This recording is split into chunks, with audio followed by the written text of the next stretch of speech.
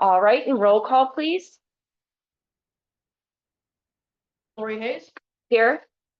Will McIntosh, Here. Crystal Benouche, Here. Jonathan Sherlock, Here. Shannon Holmes, Here. Drew Mullins, Here. Chris Yakubowski, Here. Meg Bomke, Here. Pamela Young, Present. Marcy Parker, here, Robert Schneider.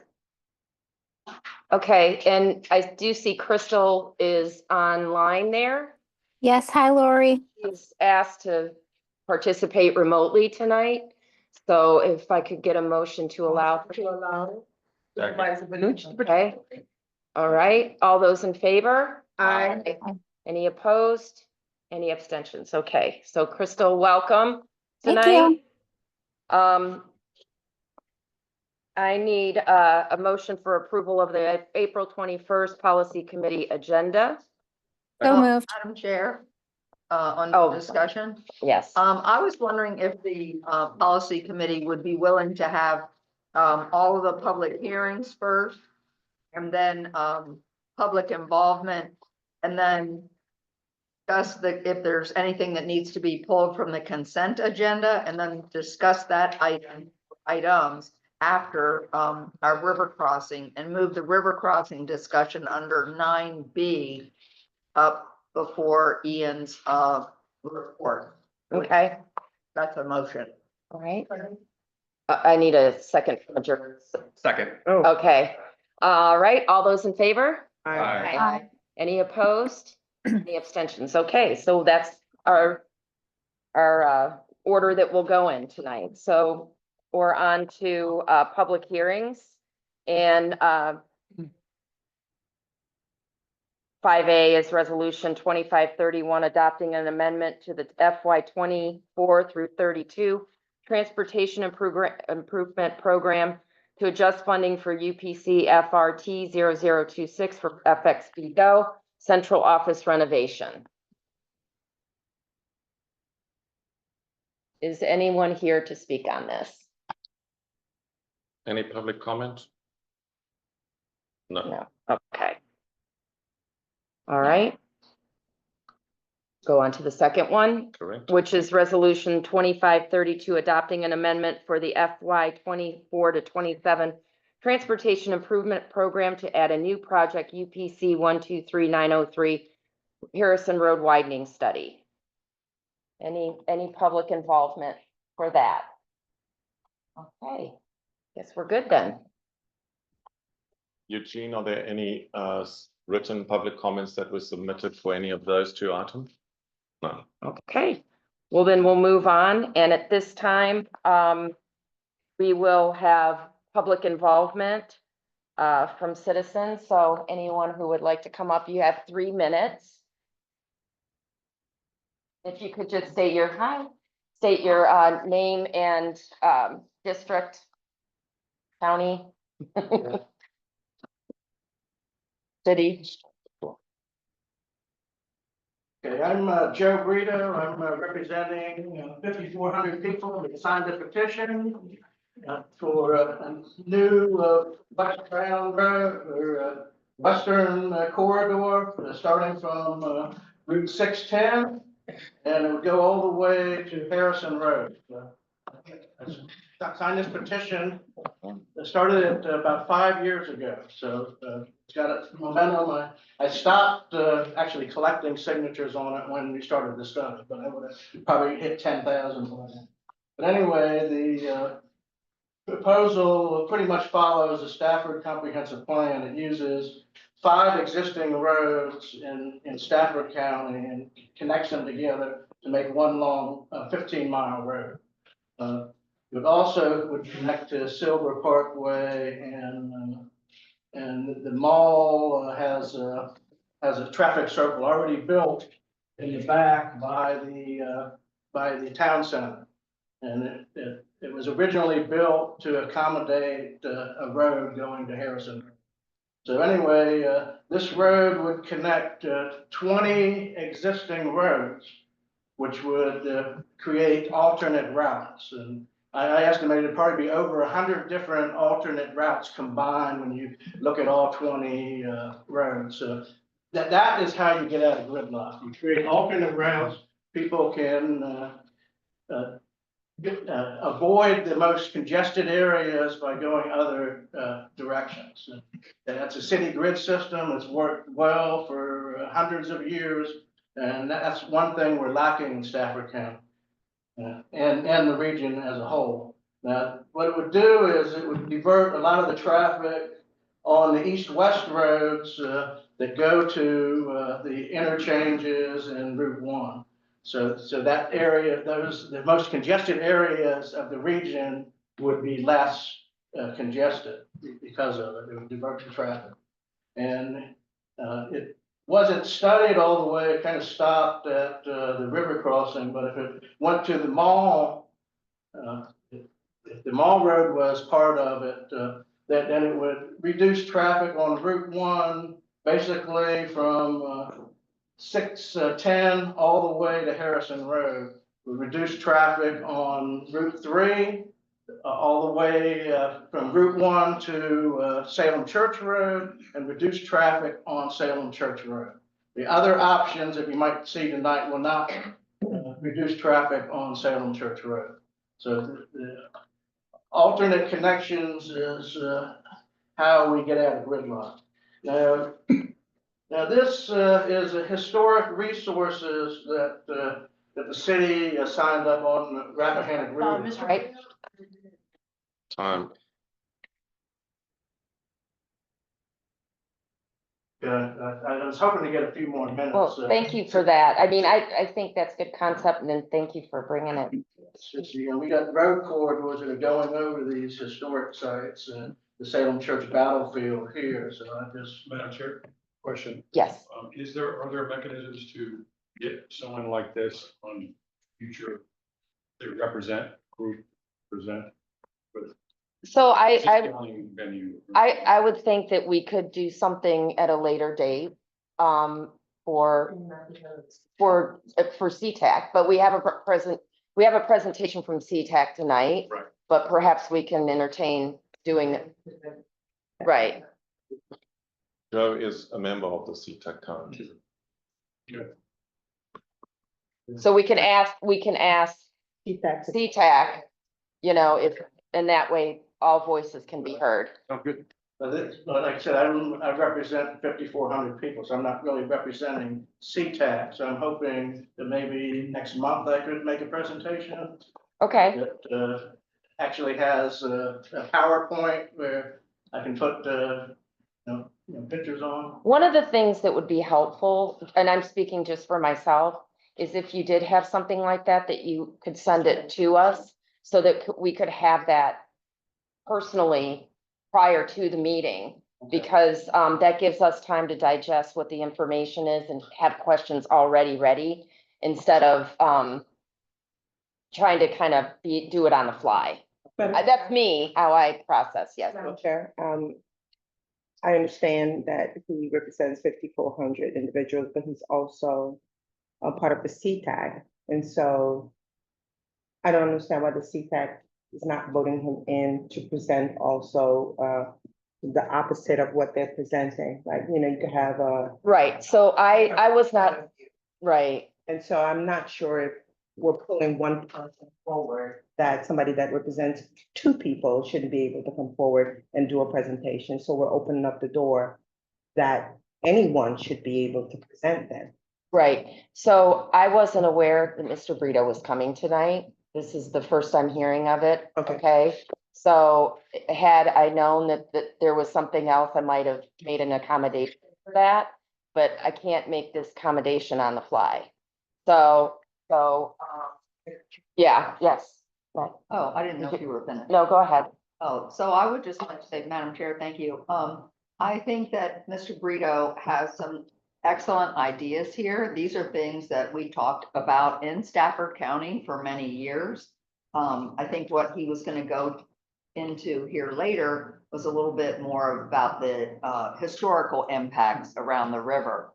But I think your other presentation, and maybe, I don't know this, but maybe CTAC wanted to focus on the river, and you don't have to respond right now, and your presentation is more about gridlock through Stafford and how it would help the entire region. And so maybe it's a compilation of those things, but maybe that's a question we can ask CTAC when they make their presentation. But I think Dr. Young is right.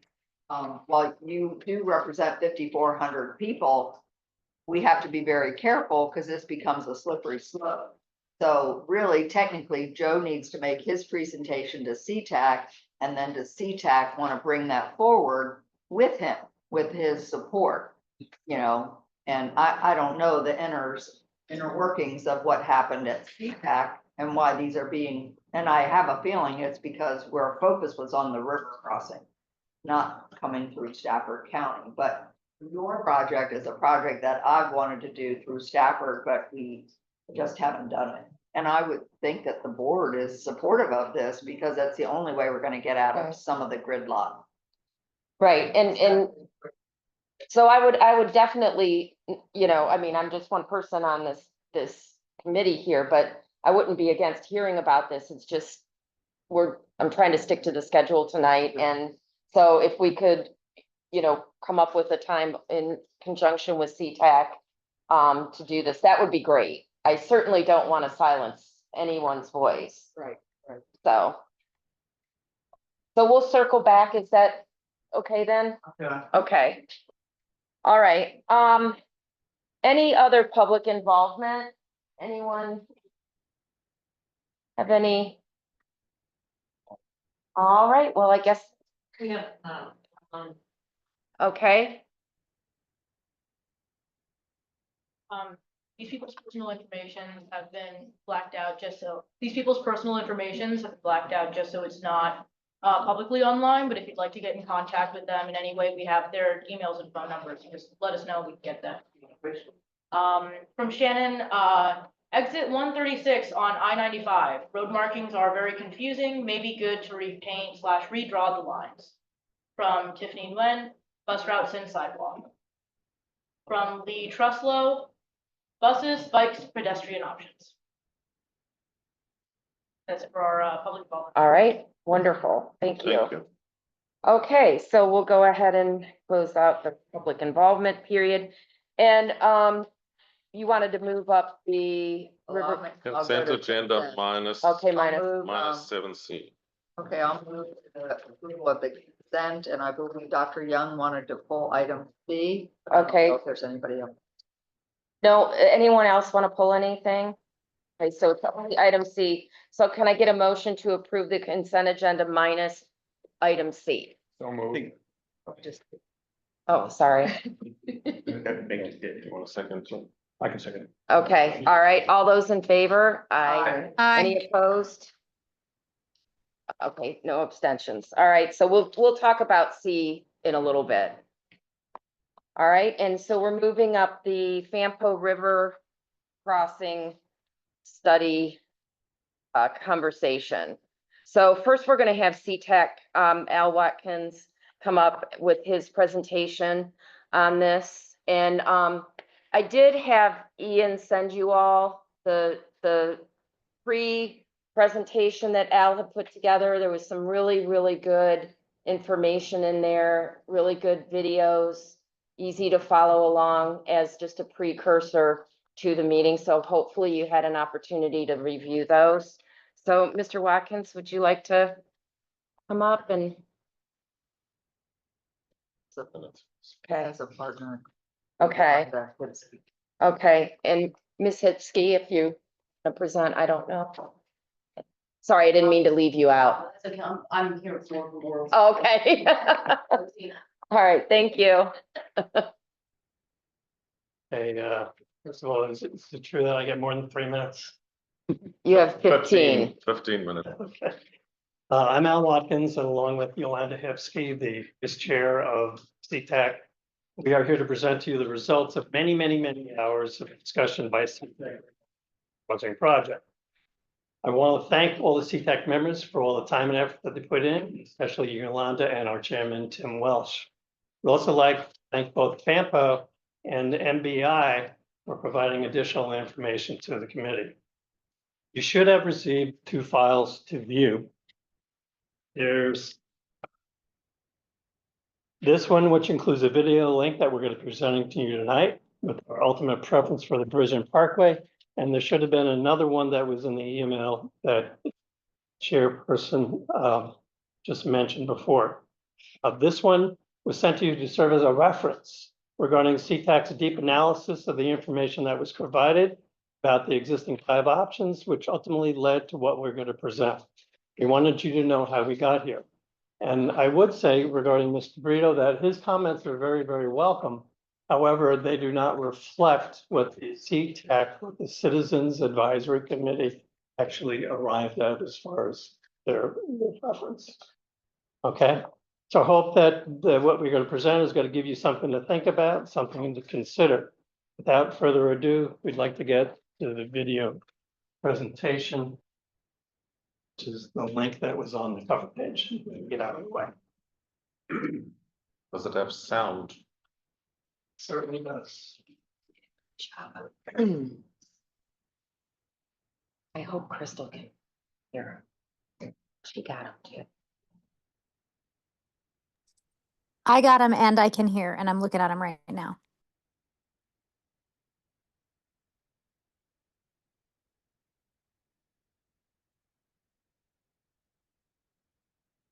We won't count our technical difficulties against your time.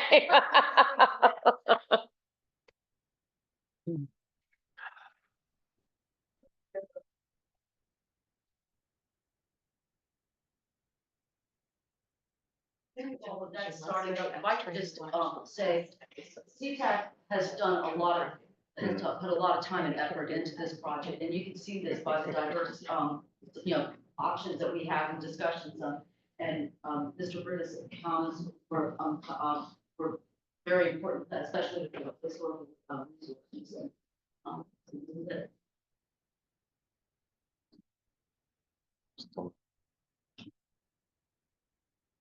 So are we just? Should have waited to start. So are we just supposed to be reading it or? No, it should be, it's a whole thing, yeah. Oh, okay. So can I ask a question while we're waiting? Just so Mr. Brito's stuff was baked into some of this then too? No, Okay, no, it was provided to us after our, yeah.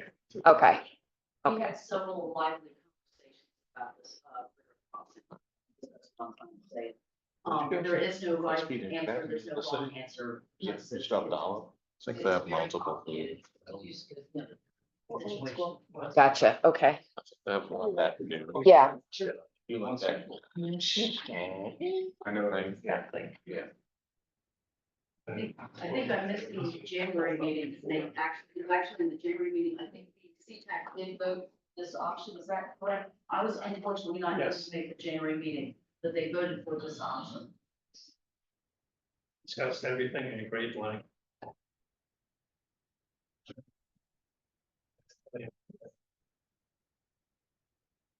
Frustrated as you.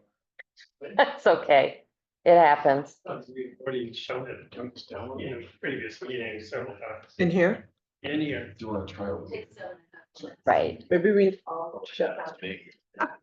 Computer. That's someone else's experience. I think. Often when you like prepare. So can I suggest a different product? It works. Stuff works fine on my desktop. I don't know whether there's some internet.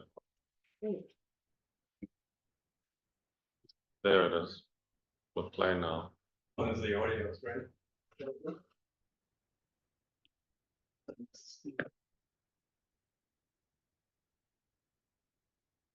Maybe I can after that.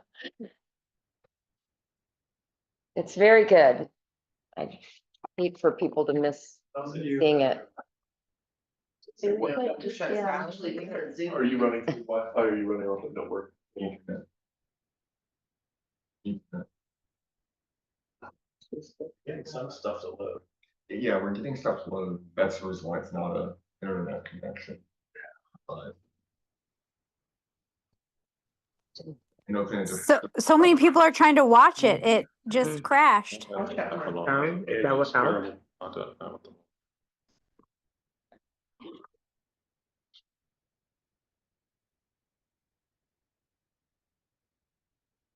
YouTube videos.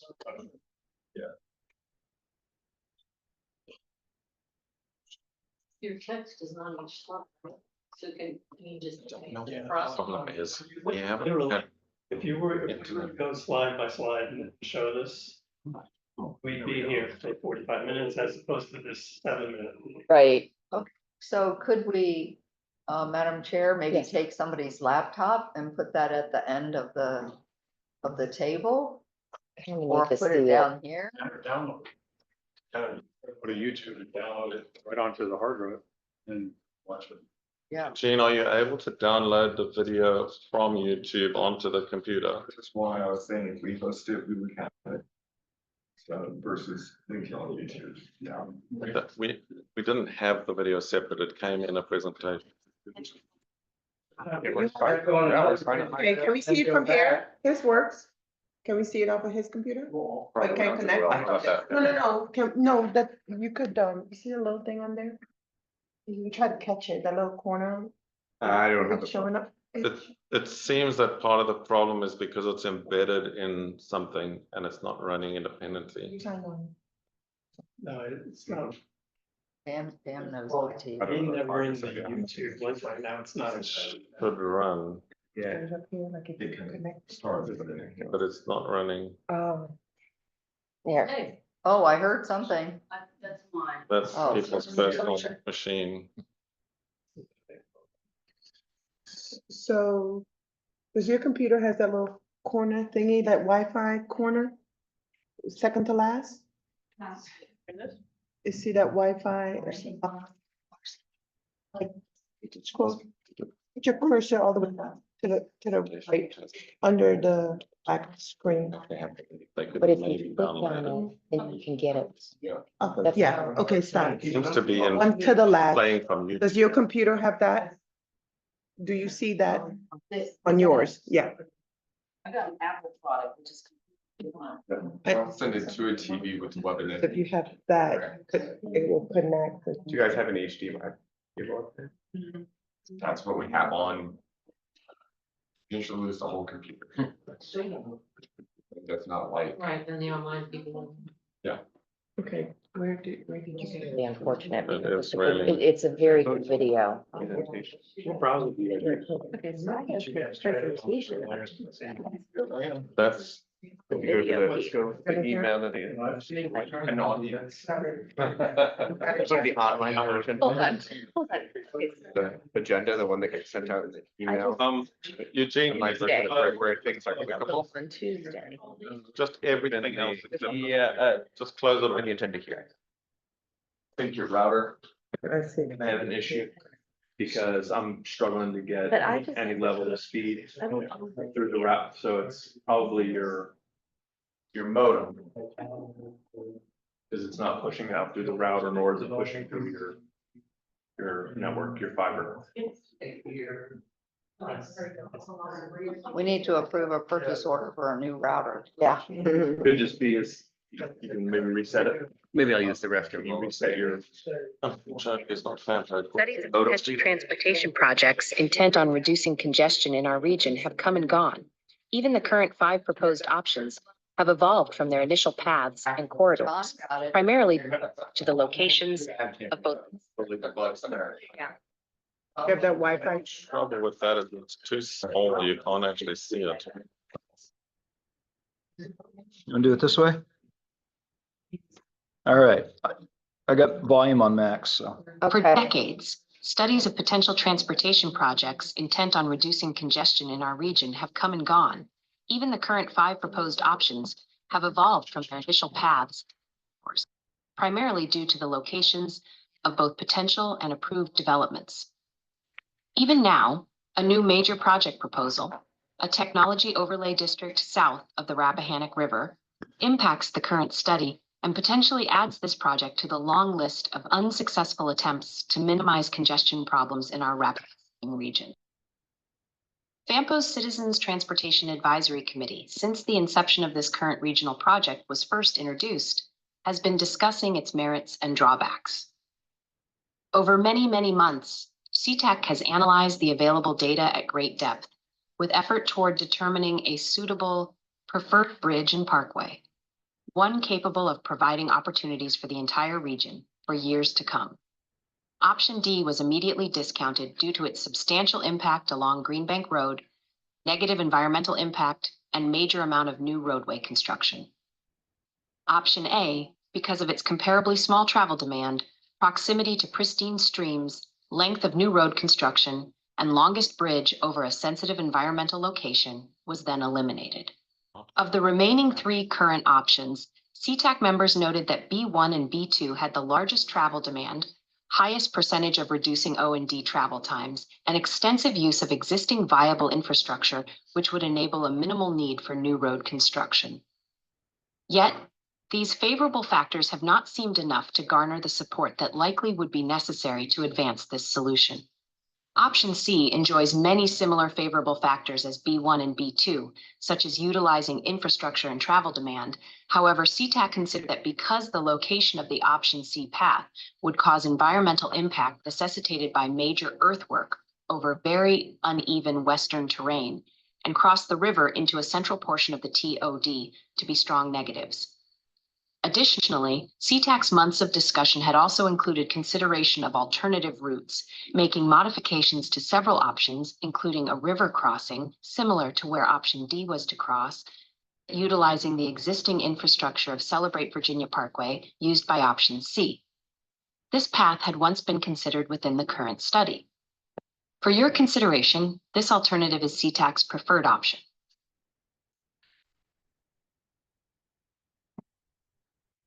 Foremost, CTAC strongly emphasized the need to lessen environmental impact, to utilize existing infrastructure whenever possible, utilize the high travel demand modeling to provide a route with maximum usage, and consider the concerns expressed by all jurisdictions. The existing infrastructure includes a grid with 5 existing northern access points along Route 17. Celebrate Virginia Parkway is a state secondary road, Route 1968, including 3 miles of viable roadway from Route 17 to the former golf course clubhouse. In 2019, a representative of the Silver Company identified that the parkway was designed and built for a volume of 66,000 vehicles per day, with only 7,000 vehicles using the road at that time. Substantial medians, some up to 30 feet wide, including many existing turn lanes. 4 or more existing lanes with widths of 12 foot. A new Commerce Parkway extension would add another important 6th access point. 8-foot wide sidewalks along the entire route, suitable for bike and pedestrian use. Storm drains and storm water basins throughout. Street lights along the entire route.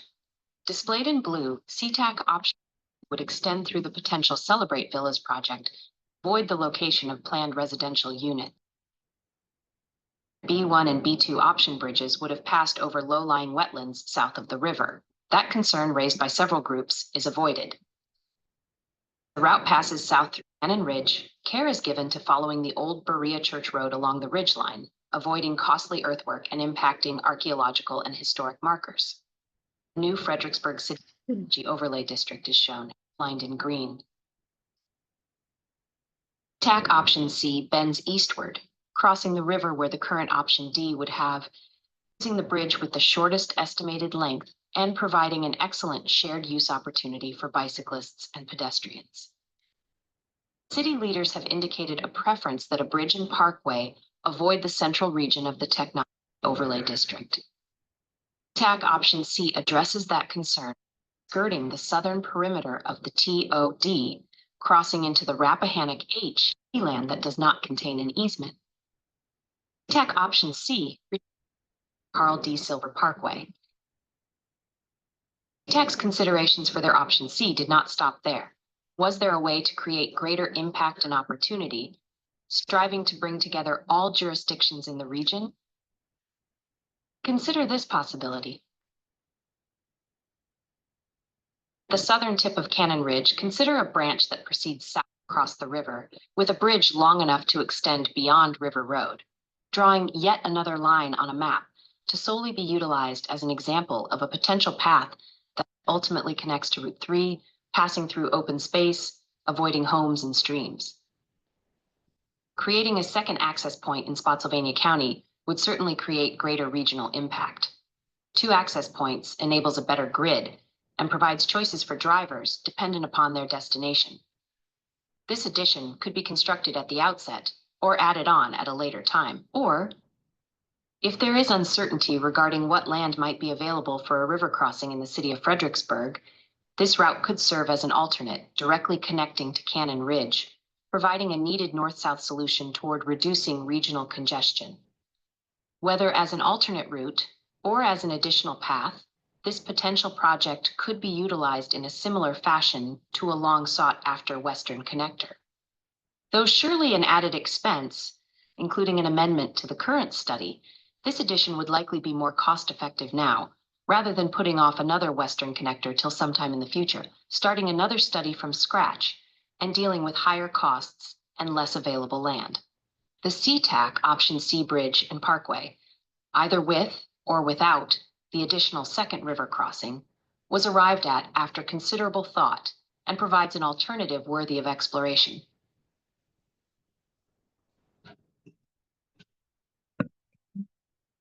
Done. All right. Now, I am very sorry for the technical difficulty, even though that was not my fault. So as the video portrayed, CTAC's primary preference utilizes the infrastructure that utilizes Celebrate Virginia Parkway, like option C does, but then heads south before heading east across the river using the location where the current option D bridge exists. This enables a path that skirts the southern edge of the TOD, providing land for multiple data centers if necessary. Beyond that, CTAC, because of the uncertainty regarding the city's land use, and with the desire to more greatly involve all jurisdictions, CTAC looked at a way to create much more greater regional impact. Using that same southern route, Cannon Ridge, consider continuing due south, crossing the river into Spotsylvania, passing above the river road and continuing south to Route 3.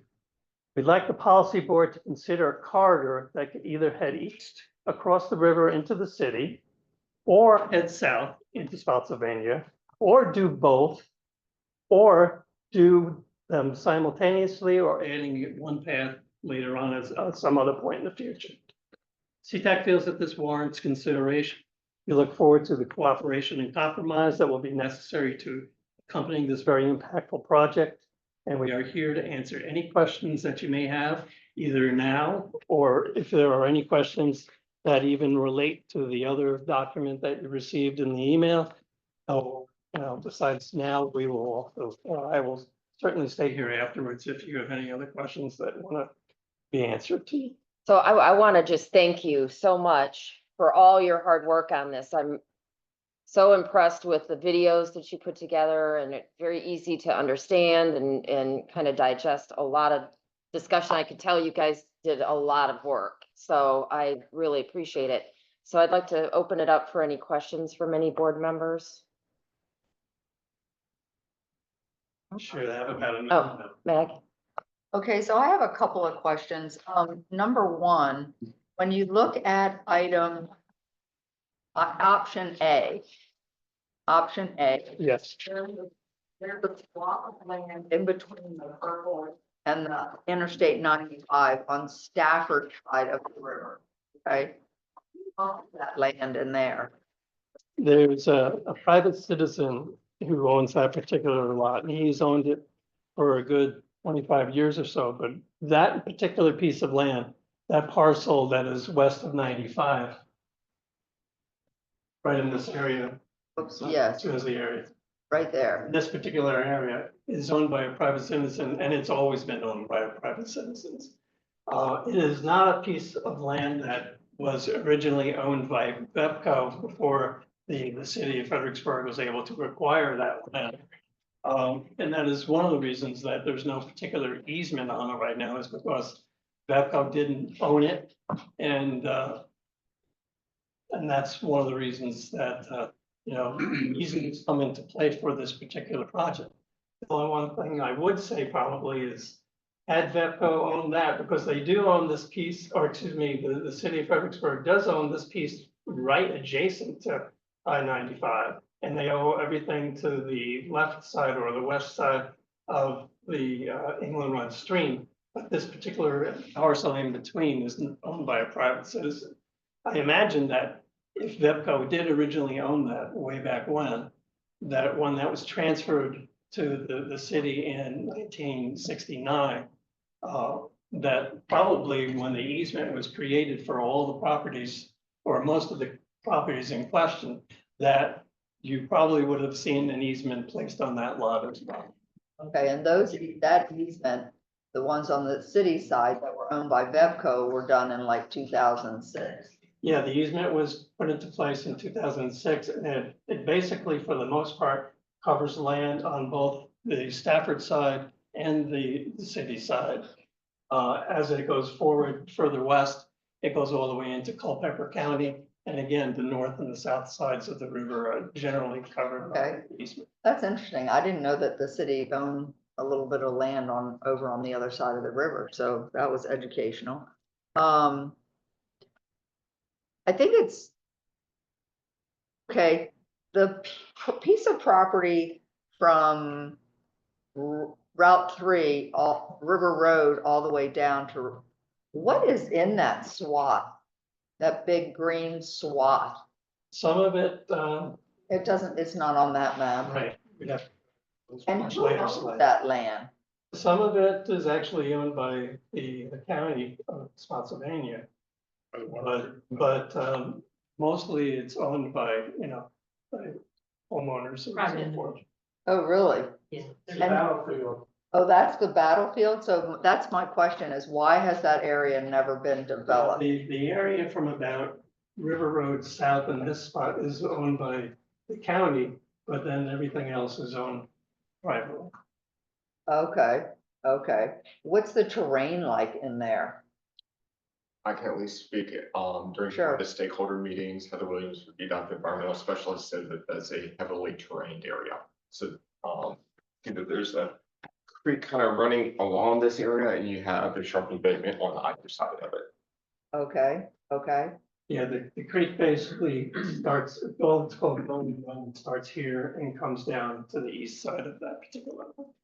okay. And then my last question is, you made a reference on one of your slides as it relates to the,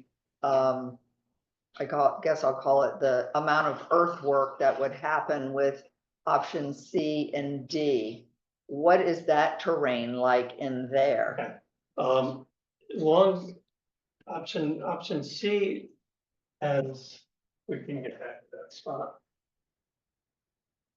Okay, along this area of option C, from about here to here, there's a lot of contour work where literally the contours can dip 50 feet or so over about a 200-foot, length.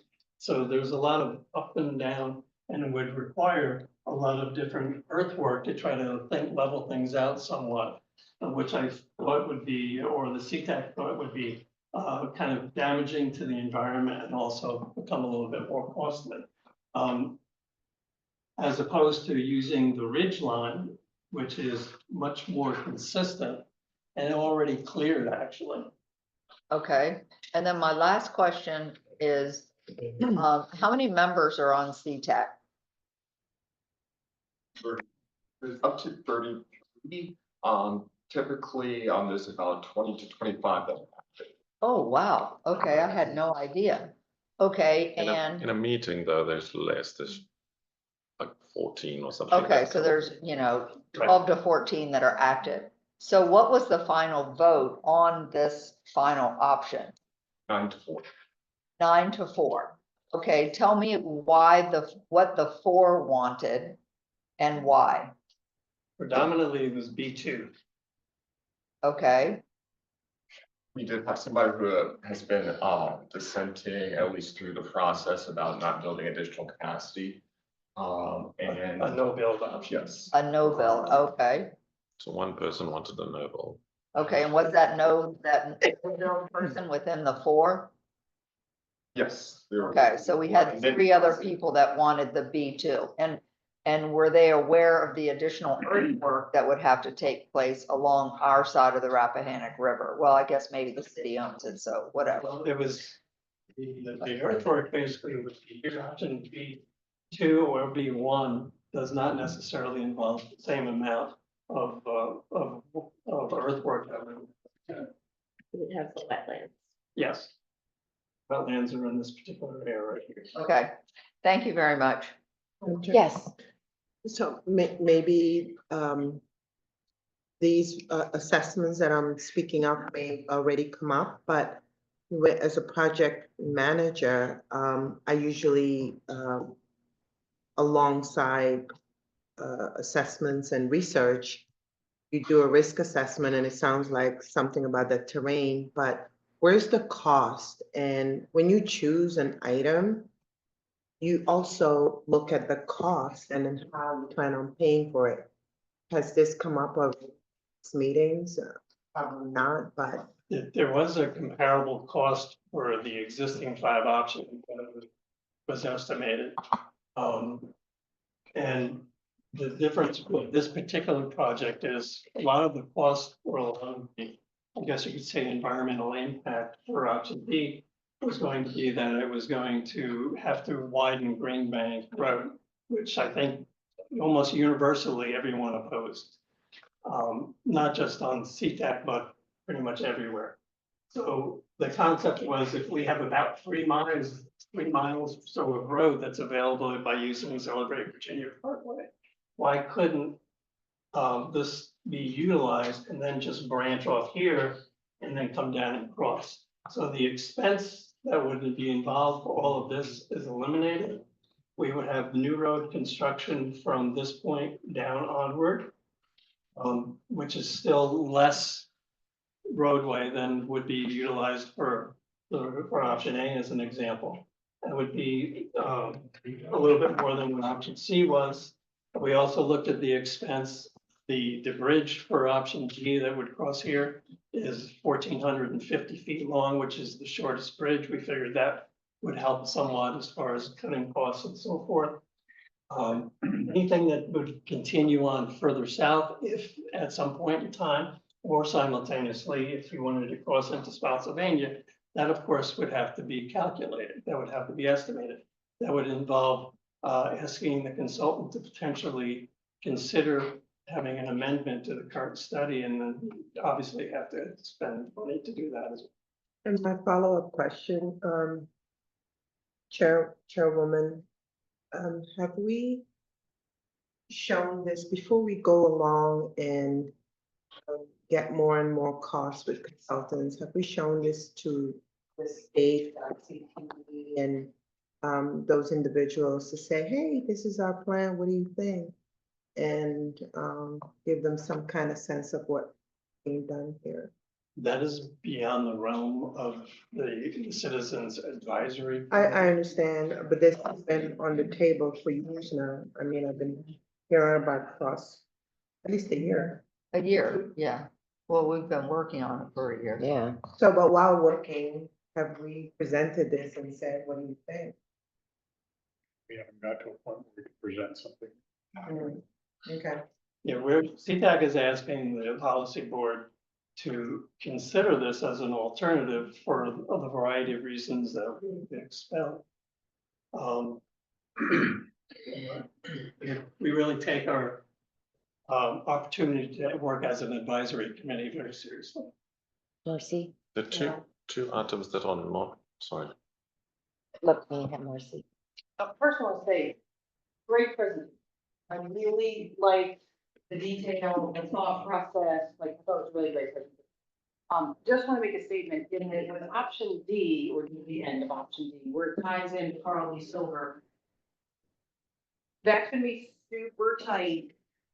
I'm saying impossible, but it may not be feasible to get a traffic signal or an intersection in there, because the distance between Bragg, Fall Hill, and Gordon Shelton is too close. So just want to put that out there. If that is one of the considerations, there's gonna have to be a lot of looking before we can put, because I mean, this is gonna be a big intersection with turn lanes and all that kind of stuff. They're looking at potentially 10 lanes. coming right into the intersection. And, you know, everybody says signal synchronization now in the world, and I said it myself. It's gonna be very bad right there. Yeah, one of the So I things. put that on the table, that is a concern. And we agree, well, you know, there were other considerations as to might connect and so forth. We just felt that since modeling had already been done for this, that's the kind of, at least start with that. And certainly if it was gonna come down and connect to Bragg Road further down here too, you know, skirting the very bottom of the Rappahannock HP property, that would also, I'm sure you would agree, be problematic. Correct, with the river road. So options, Marcy, that's option D you're talking about, right? Which is their alternative, they merge. Right, together, right. kind of right there. Of course, it would be possible to even follow down here, further west, eastward, avoiding the topography that's there. And this goes right through the middle of an apartment complex too. That's one of the things that is kind of shaky about option C. And also, of course, because of where the TOD is, that would enter into an area of the TOD that I felt that the city wouldn't be that interested in. Sure. Question, follow up with you, Marcy. You know the span of the 95 bridges from Ooh, remember that? 1950. 1950? I was looking at, because that's a good reference where He said 1950. Al said it's 1950. Between the abutments, it's 1950. and then option D, is 1450. That's just a bridge. Yeah, basically, it's from about here to here. Okay. And I'm looking at, on Google, I'm looking at the terrain. If you get out of the satellite and look at terrain, you get a real good idea for the terrain features for C, B2, and B1. And it looks like other than that last, whatever it is, few hundred yards there in B2 and B1, where it drops off fairly dramatically. What's this estimated span for a bridge in B2? B2 was, what was it, around 2,300 or 2,100? I don't remember exactly. And that's because you have to, yep, B2. all right. 22. Yeah, you've got a consultant here who's done all the work on this and we're not. That's, yeah, we'll get to you, sir. But to that point then, because it was originated a commensurate elevation and have to cross to the east, that's why it's Top of the long. wetlands is why it's longer. B1 was shorter because it's more close to being perpendicular than the B2 was. The option A bridge is estimated to be the longest. I see. Chair, Yes. it's a well put together presentation. Just two quick comments. The potential additional item that they have shown as a possible second bridge or a future alternative. Just remember, it's not just the costs that we don't have. We also don't know what the environmental impacts are because nobody's done a study up that whole ravine to see what environmental impacts there are. So we may or may not find it's worse for the environment. I don't know, but it's something we just don't know. And the second thing is, there is not only a wetland there, and we must be very careful about thinking if we just avoid the wetland, that's the end of the environmental issues. There is an environmental easement on the city, both sides actually, but primarily I'm thinking now on the city side, which all of those options, B1, B2, C, and D will cross. That environmental easement is in favor of the Virginia Outdoor Foundation, the Northern Virginia Conservation Trust, and the Friends of the Rappahannock. If you cross that, which 4 of the 5 options would, there is a process to getting legal permission to do that. It's not the same as just buying private land. So you're saying that's on all the options B1 Except- through D? Except Is option that A. Not on D. not on what? I'm sorry, not on D? The Rappahannock HP land, which is right here where D was going to cross, does not have, it's not part of the D. Oh, it absolutely has easements on both sides of the river there. Absolutely. Not the listed There, conservation. you have multiple layered conservation and easements. 3 layers of easements on top of each other. How come I'm sorry, but I just didn't see them when I looked at the easement maps. We have it online. You can look at the studies that we have online published on the website. Okay. But the point I'm just making is that you do have to, first of all, acquire that land through a process, and you then have to provide a land swap, right? Right. You don't just purchase it like I buy your farm, I Right. put a road on it. Yeah. There will be a land swap involved, and that does have some cost. And a consultant at the level of cost estimating that we've been doing so far would not have been able to quantify that, right? But it is a cost. So while those options B1 to C and D look a little less expensive than, for example, option A, there is a hidden cost, and the hidden cost is whatever you have to pay for that swapped land, which you have to produce somewhere else. And Marcia, I forget the language, but you have to find land that can also be put into It's like credit, conservation isn't it? It's easement. like the credit thing. It's Yeah, replacement land that you do have to find. But anyway, Function and you. right. I don't want to get too far down that road, but it is something which this area has got, you know, the environmental easements, there are Civil War stuff, but a lot of it is degraded. It's not like historical to the point of using as a museum, for Right. example. The locks are the best preserved of the historical stuff there. The Civil War stuff, we've been to inspect and take photos, and it's really just mounds of dirt. There's no like physical structures. Bob, did you have your hand up there? I'm just curious, I think it's a bit of a question for Marcy. Have you guys modeled what would happen to all the development patterns that'll push for residential growth as you add more roadway capacity? Yeah. We know if either of the counties have done that. What are the general trends you see when you add this? You're increasing, so you're resolving a congestion issue, but that will induce more residential development. So you're gonna have a ton of houses built up River Road. All that property is gonna be rezoned. That's just something that. And that's already happening, honestly. They're all, there's a lot of development out that way that's occurring. You know, I'm just looking at the overlay between Route 317 South and North South. There's a lot of green space, which just translates into someone owns that. And that's going to be sold and turned into residential housing with strip mall retail, et cetera. If you look at the land that's on the screen right now, I can't talk to further away, but if you look at the land that's on the screen there right now, most of the land that is currently unoccupied has got a development proposed on it, and that is going through various degrees of approval, right? And it's commercial. It's commercial, it's some residential. For example, on the Stafford side of the river, around about where you see their option B2 and option C, the silver companies and their affiliates have got all sorts of residential proposals. Some of them, they've already got plans drawn. Some of them are just in the early stages. But anyway, literally all of that land west of 95 and I would say east of option, almost all of it has got a proposal that is in the works. So if you build no bridges, I'm fairly certain that 10 years from now, it's all going to be built up anyway. If the bridge is not bringing development to that area there, whether or not it spurs development further away, of course, that's a different matter. But in that space there, bordered by 95 and option D, virtually every square foot of that land has got some development on the way in some form. say something and just maybe cut to the chase here. Okay, so we all have things developing around this stuff, right? And it's gonna happen.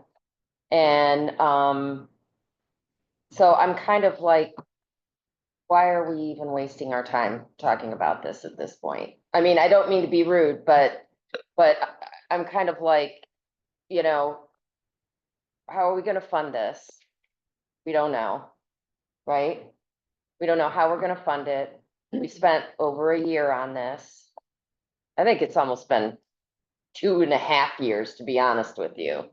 And, you know, thank you for doing all this work, but I'm kind of like, it doesn't seem like there's any good solution here to me.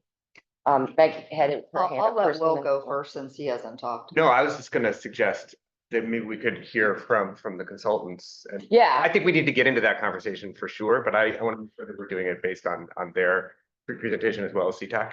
yeah, no, for sure. I'm just putting it out there because I'm kind of sitting here thinking, well, I don't see a good option, but go ahead, Meg.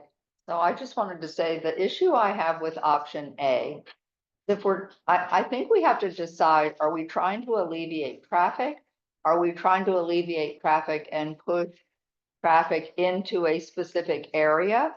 Are we we have to decide what is our goal going across the river, right? The problem I have with A is you're not reducing people's time. Right. The O and D, the origins and destinations is not being cut. It's not creating a lot of time saved. So why would we build something like that unless our goal is to push traffic into Central Park? Okay, that's a question. Do we want to do that? Do we want to build something that might be longer, cost more money, maybe won't cost that much more money because we've got to pay for these easements over here and buy additional and, sell credits or buy additional land, whatever the case may be. So I think that I appreciate this presentation because it's laid out some different options and it has us all thinking maybe a little differently. If we didn't have the city's TOD, we wouldn't have a problem. Just teasing, just teasing. Yeah, yeah. But anyway, so yeah, I'd like to hear what the consultants have to say. Okay, Drew? I just wanted to, thank you, Madam Chair. Spunky. I just wanted to commend you again. I missed that. I meant to commend you guys, the fact that this is citizen-driven Yes. presentation is very impressive and it didn't cost us anything. So I appreciate the work. It cost me a lot. Yeah.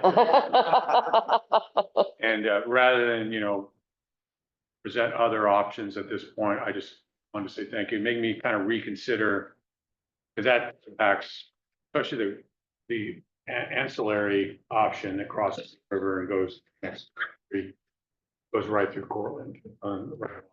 So, and I know how it feels about it in my district and whatnot. Right. And to Bob's point, just to wrap my thought up, if you make that connection, like city farther west one there, you're just going to create more development. That's going to overwhelm. We're going to be right back in 50 years from now, or whatever it is, the same problem. The one point that I would make to that is, as you very well know, if you look down three, going east and west, try to find land that is available where there is somewhat open space right now, where you're not going to have to try to then do, a lot of right-of-way acquisition and everything else. Yeah. It's one of the few places, if not the only place, that we ever saw where there seemed to be open space where a path could work, and especially if it winds up connecting to here too. The one thing I would say regarding easements that I'd like you to consider is the easements are supposed to provide environmental protection. There's no easements there. But isn't it just as worthy as being environmentally protected? If not, even because of the fact that it have to be 100 feet away from one of the most pristine streams that we have entering into the Rappahannock, and because of the fact that it would be about 180 feet away from the quarry lake, I don't see more sensitive environmental area than where that goes. Just want to finish what, thank you, Al.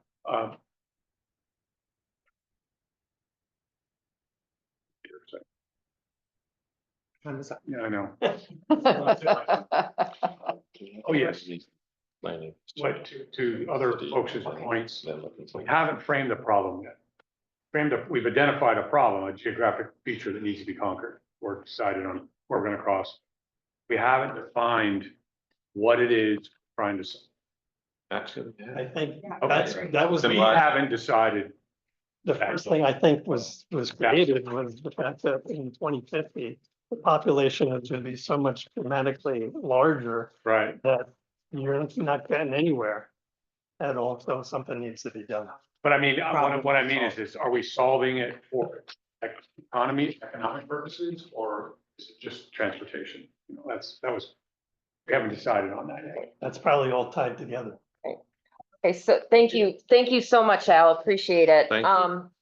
All right, so we're gonna move on to the city technology overlay district. Wait, did you want to hear from the? Oh, yeah, I guess we can do that and then, There are three. This one is gonna be quick, I think. Yes, this is Yeah. literally not even a minute. If that's okay. yeah. Not even a minute is great. Not even a minute. So basically, this is the ordinance that city council passed in March of this year. It basically states the highlighted area relates to the technology overlay district. And it says, just in case for those who can't see it, future transportation network to the extent reasonably practicable. Development within the TOD will be encouraged to reserve adequate right-of-way area to support a future river transportation crossing. You can go to the next area. No, you can go to the next bullet. So Map. this, The yeah, map. great. So this area here, in the crosshatch area is the technology overlay district that was approved in March by city council. And the approval, as I mentioned in item 15, includes the provision that the future developer would work on an alignment that includes a right of way. So all I'm presenting to you today is the technology overlay district and what that looks like and where that is on the map. And if you have any particular questions, I will take those back to Mike Craig with the city or the councilors here that can give them. But that's what was asked of staff and provided. So do you guys, is there a site plan or anything in the works at this point? Just the district got done, but Yeah. there's no like, here it is, that kind of thing. Not that it's been shown. Okay, That's all I have for you. all right, Thanks, Jamie. okay, so guess we can go ahead and hear from the consultant then. Just by way of introduction, Madam Chair, we have done this every stage of the studies that we've performed here at FAMPO.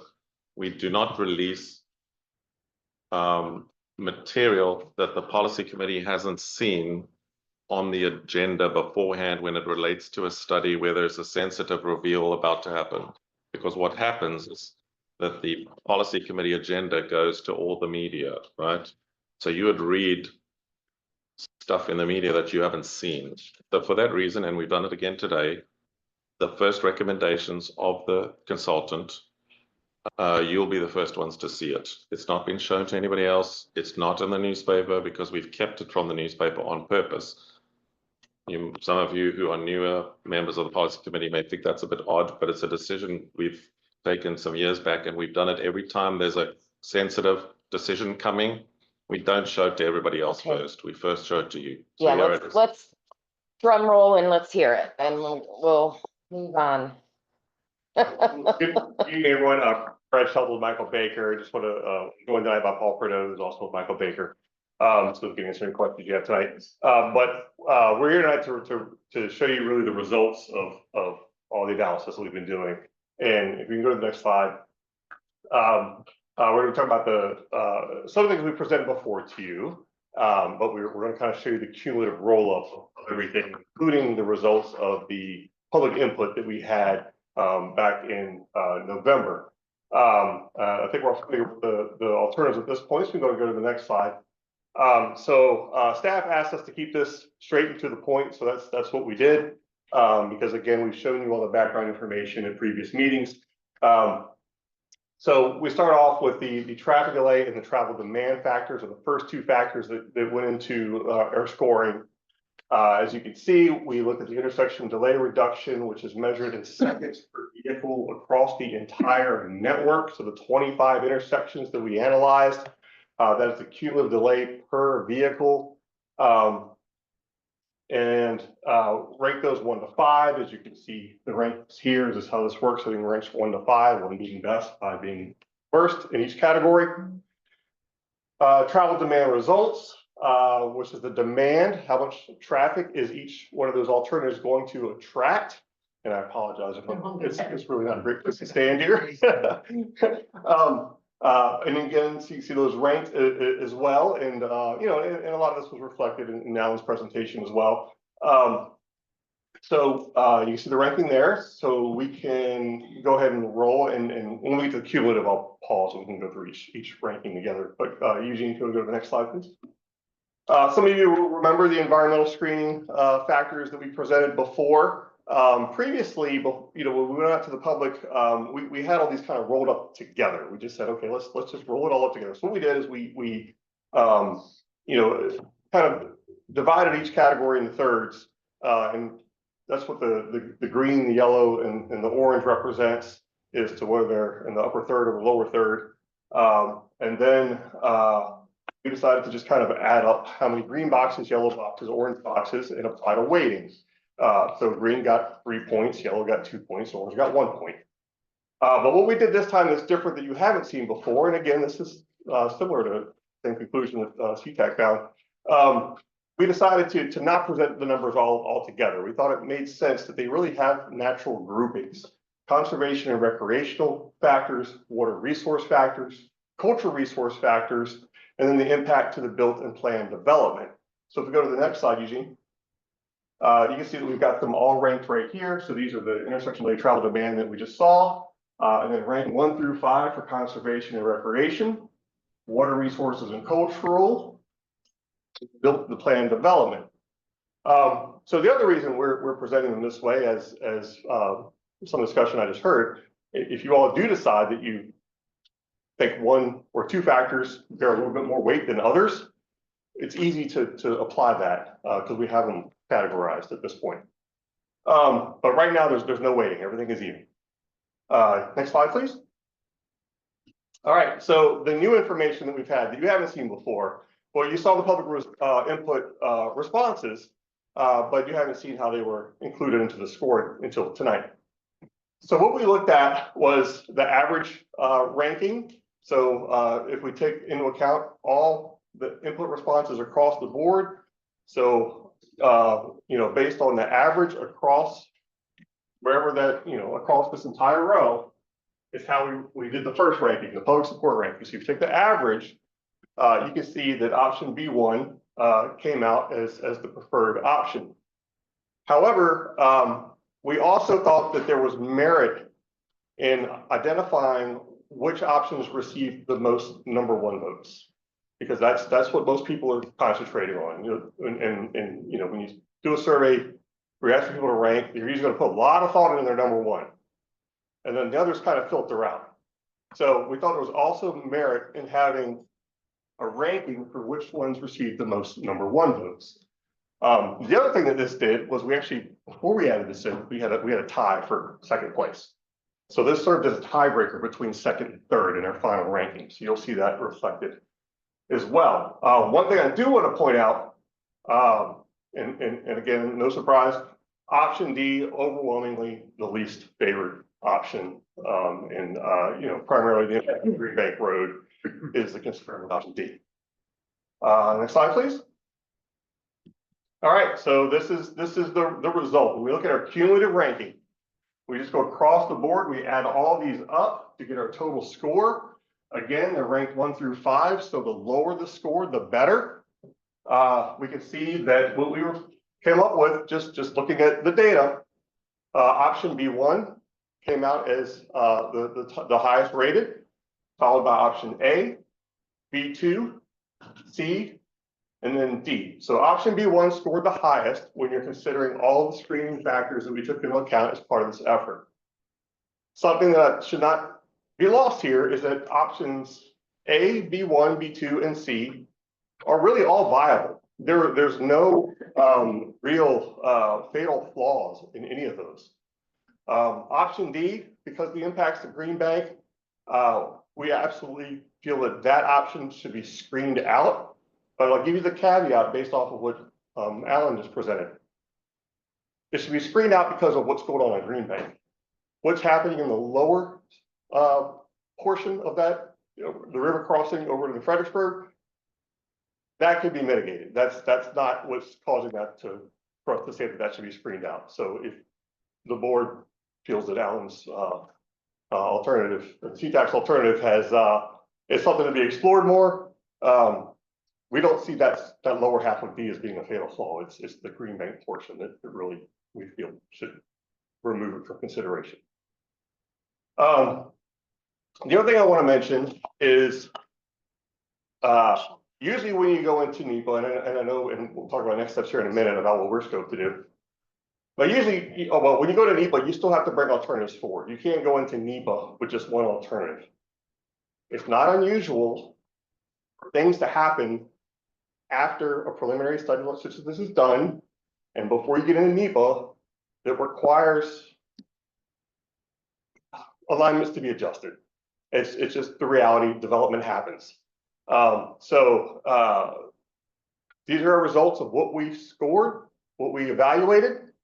But if you move into NEPA and there needs to be a change because of the board's desire to look at a different alignment or a development that has come and impacted one of these alternatives, that's not a deal breaker for NEPA. And in fact, it's pretty common that to be an occurrence. So I just wanted to be transparent there. Next slide, Eugene. So really what we have left in our scope is to develop a detailed sketch and a fee. So we presented preliminary fee estimates already, but those are very preliminary. There's uses a tool that actually VDOT doesn't really accept those estimates for a smart scale application. But we are scoped to do a detailed sketch and fee for one alternative. And that would give you information that you could then take into a funding application for whatever the next step may be.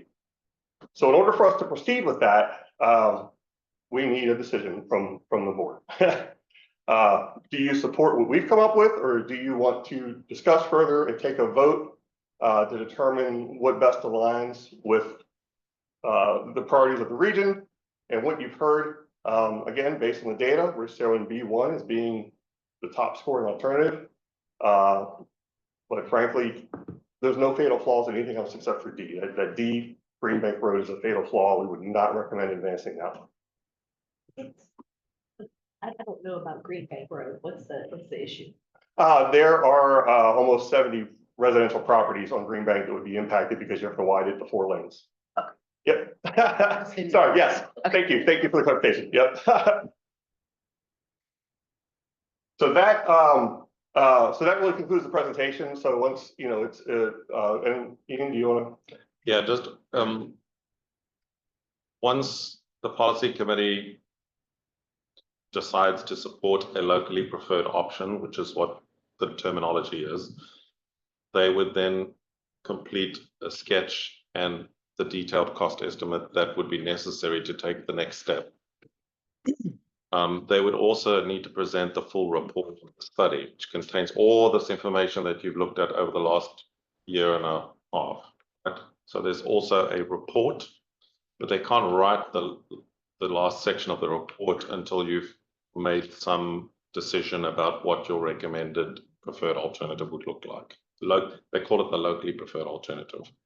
At that point, they will then go and do the final work, which is to finish writing the report, do the cost estimate, do the sketch and the other materials that would be needed.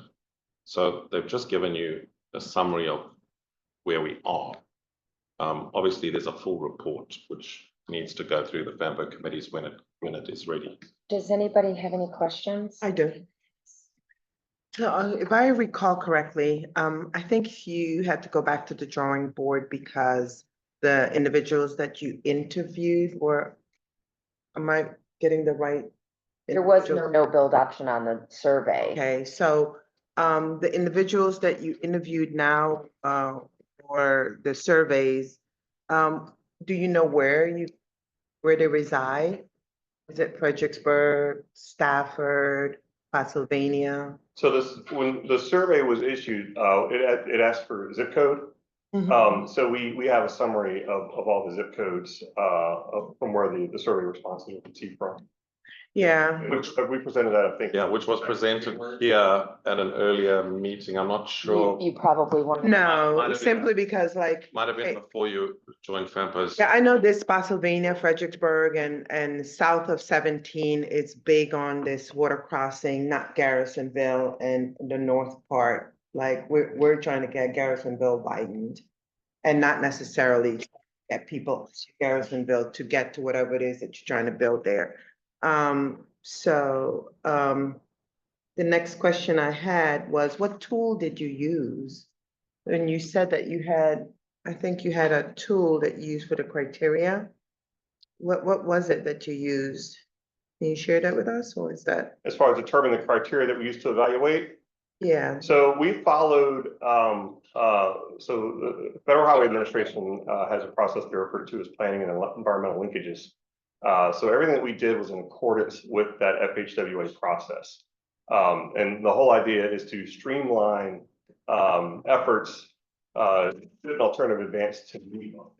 Because we've collected all the data from sources that were accepted by NEPA. We've coordinated with the appropriate coordination agency partners throughout this study.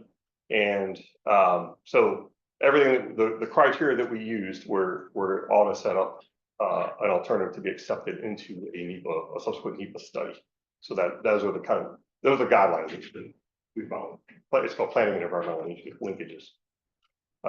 VDOT, I'll just clarify, VDOT does not officially have a PEL process. So I just want to make sure there's a distinction there that what we did was following what FHWA has.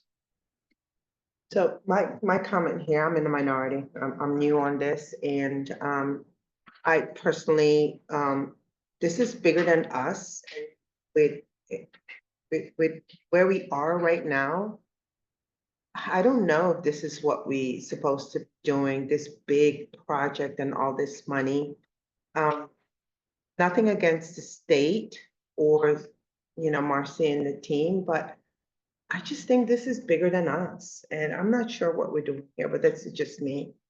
And I'm new on this, so I'll step back and.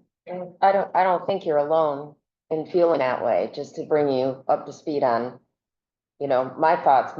I still have an issue respectfully with the survey. Because it didn't give a no build option, and you had to go in and choose an option in order to progress in the survey. So, and I know we've had this debate before, so we don't need to rehash it, but you're going to get false data by just that. You just are, because you have to put something in, or, I had asked before, how many people dumped out of the survey and just gave up? Could you tell that? How many people, it just, in my mind, the survey was flawed from the get-go. It gave us, I think wasn't it option A? Was it option A that came back first? I don't think it was B. Option A received the most first place votes, but I think B1 received the highest average. Okay, so, I mean, that's my problem with it. And also, I agree, I think, we spent over $600,000 on the study, correct? Ian, right? Yeah, And then now we don't even have a funding source. just for clarity, in this particular study, there are more than one surveys. There was a survey done 3 months into the process where there was a no-build option, just for new members who haven't been here the whole process. So there was a no-build option in the first process, and it got in the first survey, and it got the lowest choice of all of their options. Also, the East-West study, which preceded this study, also surveyed whether people wanted a bridge, and 78% of those said they do want a bridge. It's only this final survey where it initially did not have the no-build option, and there were concerns raised. We put it to the consultant.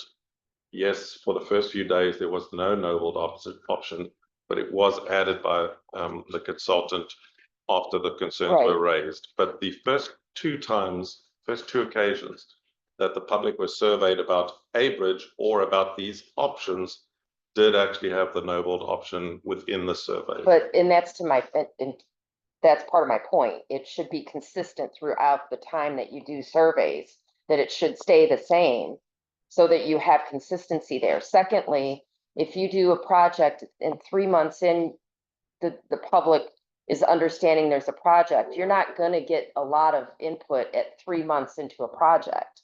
I mean, it takes the public a long time to get up to speed on what's going on. So the ones that are going to do the first part of it are the ones that are mostly engaged.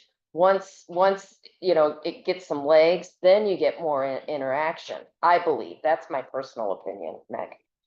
So I would agree with your comments there, and I didn't go back and look at all the different zip codes, and, you know, we know there were a disproportionate amount of people out of Celebrate Virginia because they obviously don't want to see anything, you know, that state secondary road used for this project. So, you know,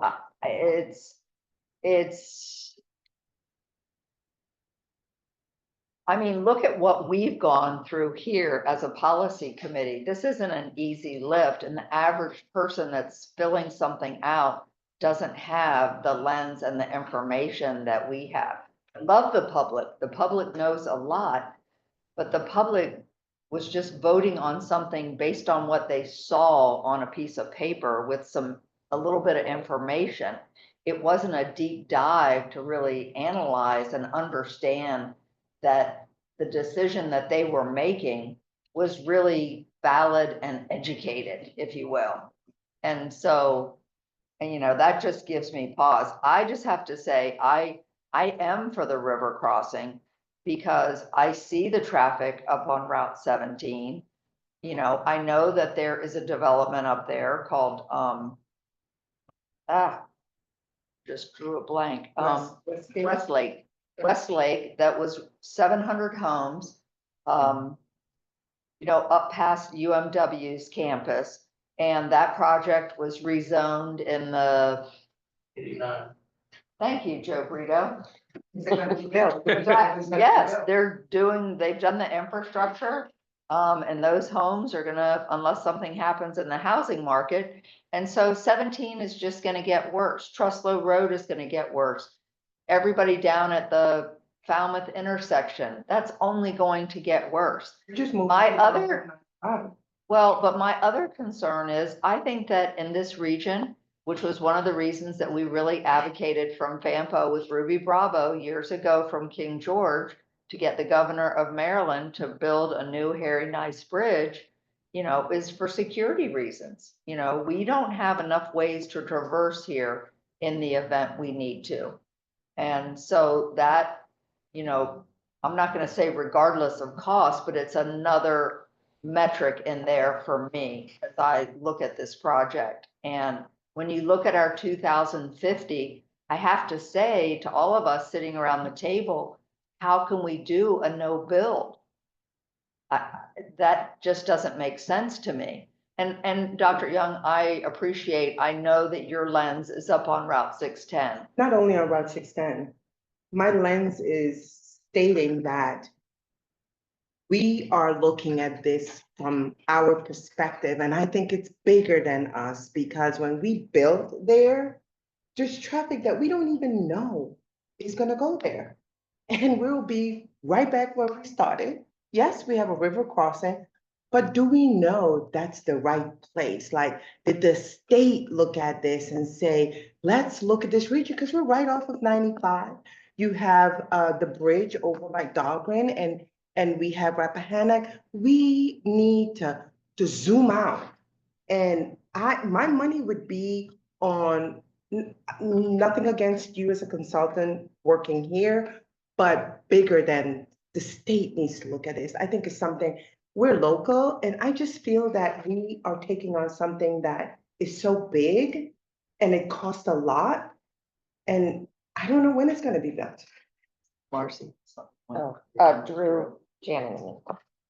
Mr. Shelton, right? Sure. Do you know what was the total number of respondents roughly, or, you know? Oh, gosh. That sounds, yeah, that sounds all right, you know, 1,500. That's right, 1,500. First survey, we Do went. we know, the zip codes for the? That's what I asked earlier. We have them. Yeah. We actually Yeah. presented it to you already. I know, I want to look again. Yeah, why can't we hear it? Can we hear it? Let me see if I have it with me or not. Okay, and Give me a second. working on that. And I just wanted to, I guess, I think. it's- Just, Yeah. Drew, just wait a second while we'll give sorry. him a time, so Janet can just go, so. Like Yeah. switching Yeah. around. I appreciate what you're saying, Dr. Young, that it does seem like that, you know, we're looking at this with our small region and it does impact more than that. I also appreciate that it is a safety concern, that we need more ways, not only just, it will ease traffic some, I mean, they've done the studies for that.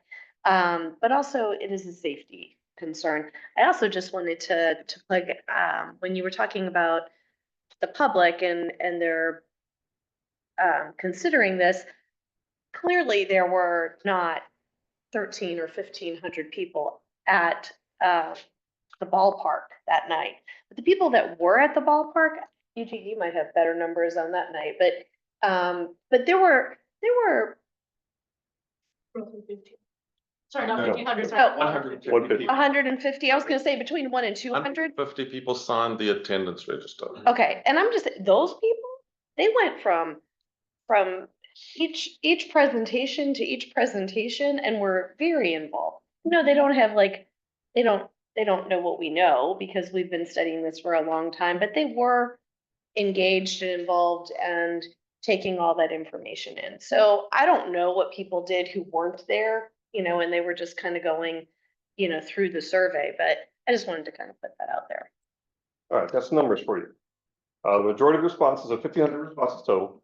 Majority of responses received from Stafford zip codes at 907 responses received from Stafford. Over 600 responses were 22406. Spotsylvania had the next highest response rate with 350 So, responses. I'm sorry, can you you slow repeat down that the again? 22406? 22406 had a. And then where the 300, that's 600, where are the 300 from? All right, so 907 total in Stafford. Correct. That's 224. and 06. With 600 of those, 600 of those coming from 22406. Okay. Oh, for the 17. All right, next highest was Spotsylvania with 350. I just wanted the 300 from Stafford, like what the zip code was. I don't have that breakdown. I would like Amy, that. but I can get you that. Yeah, Yeah. we have it. It's probably 2205. Yeah. Yeah, I don't have it. We didn't go to that level of detail in the slide deck. But then Spotsylvania had 350 responses, 166 from Fredericksburg. And then everything else was outside of those three localities, with responses received from places such as Culpeper, Orange, Prince William, Fauquier, and Richmond. They're like 1 and 2. We have it. You have the breakdown Yes. of each of those. Yes. Okay. I think that'd be critical data. Yeah, and we plan to include everything in the report. Everything from the survey will be in the report. Handwritten responses and online responses will all be verbatim in the report. So you only have that one zip code and you don't have the highest second for Stafford County? I don't have it in my presentation. I just, we didn't go that level of detail. I have it in a spreadsheet. Yeah. Madam Chair, we do have it in a previous presentation that was delivered here, so we can easily tomorrow morning email it all to you. Yeah, what I was looking for is like the breakdown in numbers and then how they voted. Now you can see one particular zip code is weighted. We can't tie somebody's responses in a survey to their zip code. It's kind of unethical to do that without asking their permission. We're just now going to take their. How they voted is anonymous. I guess So we why- could tie them just to. Yeah, like for example. We'll have to look. If 600 and 22406 and the breakdown of how they 1 through 5 to each question, that's still anonymous data. Or if you have 20 people, the same person 20 times vote for the same thing. No, we screen them out by But, email okay. address and we screen them out by Okay, various. I'm just joking. We'll give you everything we've got. On to Dr. Young's comment about this and everything else. Meg is the only person here who's been on this committee longer than I have. A little history. VDOT has spent $5 million studying the area with the outer connector. And the outer connector went on for years and years and years and years, and we got to it, we had a preferred alternative, and then it got blocked by the county. So this has been studied, and this particular study was based on origin destination information provided by streetlight data that FAMPO had looked at and presented in one of their earlier presentations. And it was very clear from that origin destination information that the people in this part of Stafford County want to go to Central Park. I mean, that was like super duper clear that that was a very huge thing. So that is why we are looking at options that are west of I-95.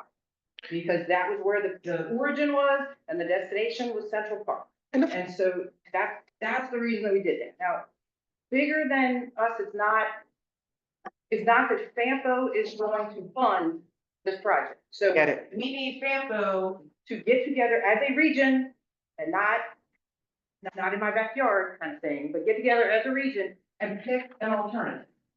Doesn't really matter what your alternative is, because once you apply for the funding and the project gets selected at some point in the future, VDOT is gonna come back and do a real NEPA study.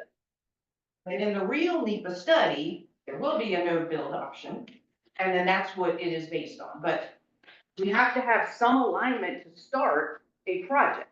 And then during that design or during that planning period, that is when the alternative or the best case will be chosen. I'm glad you explained that. So, because yeah, we're not. yeah, I asking was you to frightened. take it and this is the gospel and Yeah. this is what we're building and FAMPO, you gotta pay for it.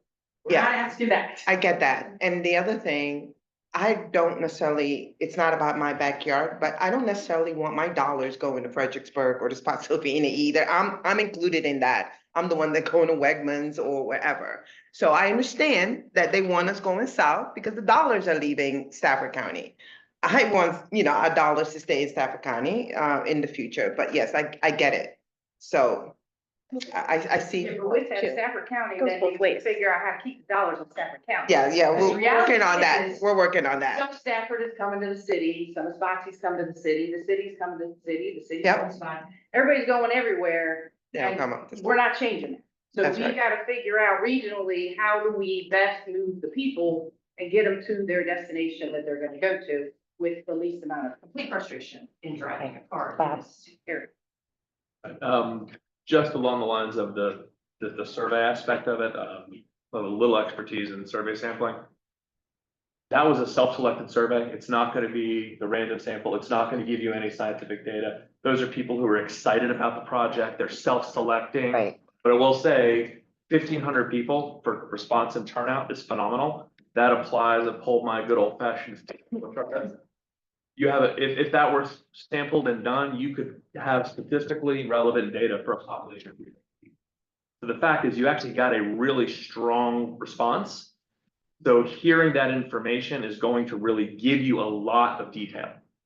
It's a lot of information that will help you as policymakers lean into something because you've got really strong support.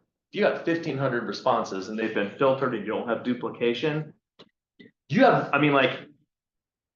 just mathematically, I wouldn't go gambling with it, but I would certainly maybe pick my casino. So that's that perspective I would have just in terms of the survey response and the data load that you've got and what we use in our decision making for route development. You've actually got some decent data, and with what could actually be requested is to then do some surveying in the community at a scientific level when you're ready and it gets further along. Having that demand on VDOT to do that would be really helpful. Thank you. Chris.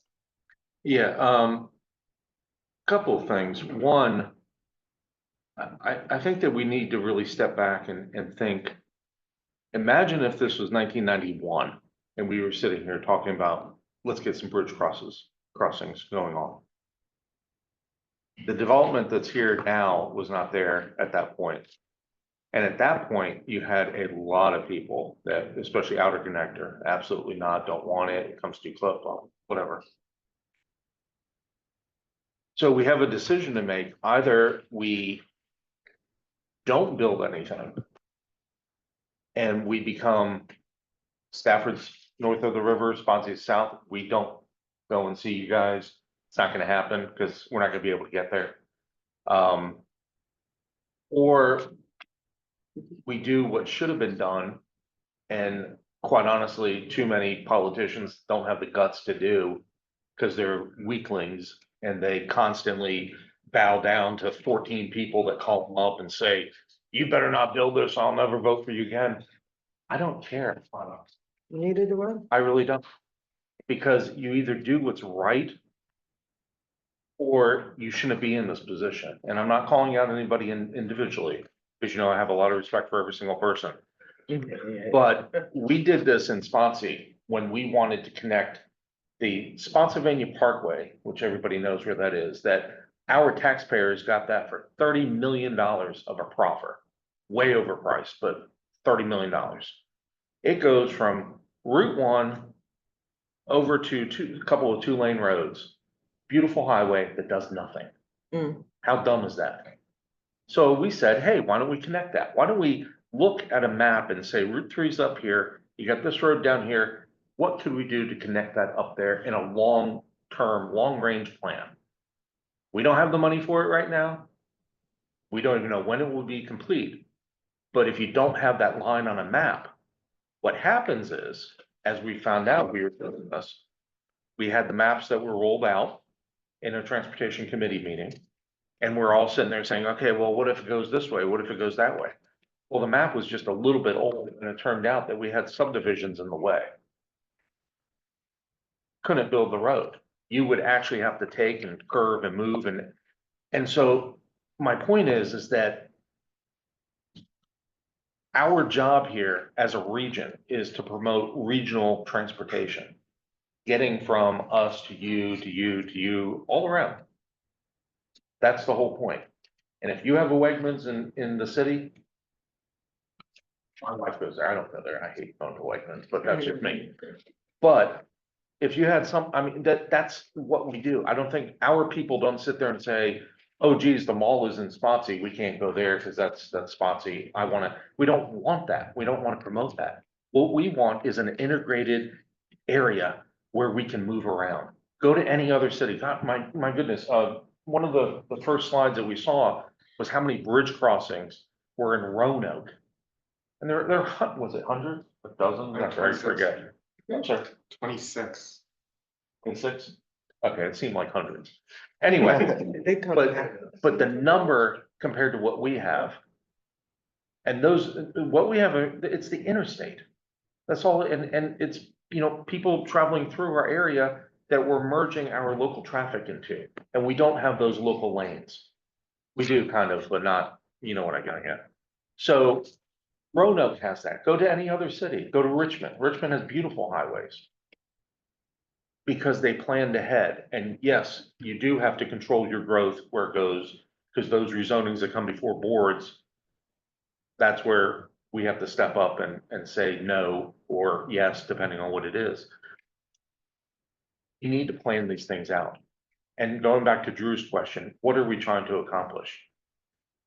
In my opinion, and it's always been this, is that we need to be able to get from points down here to points up there without having to use the interstate and Route 1.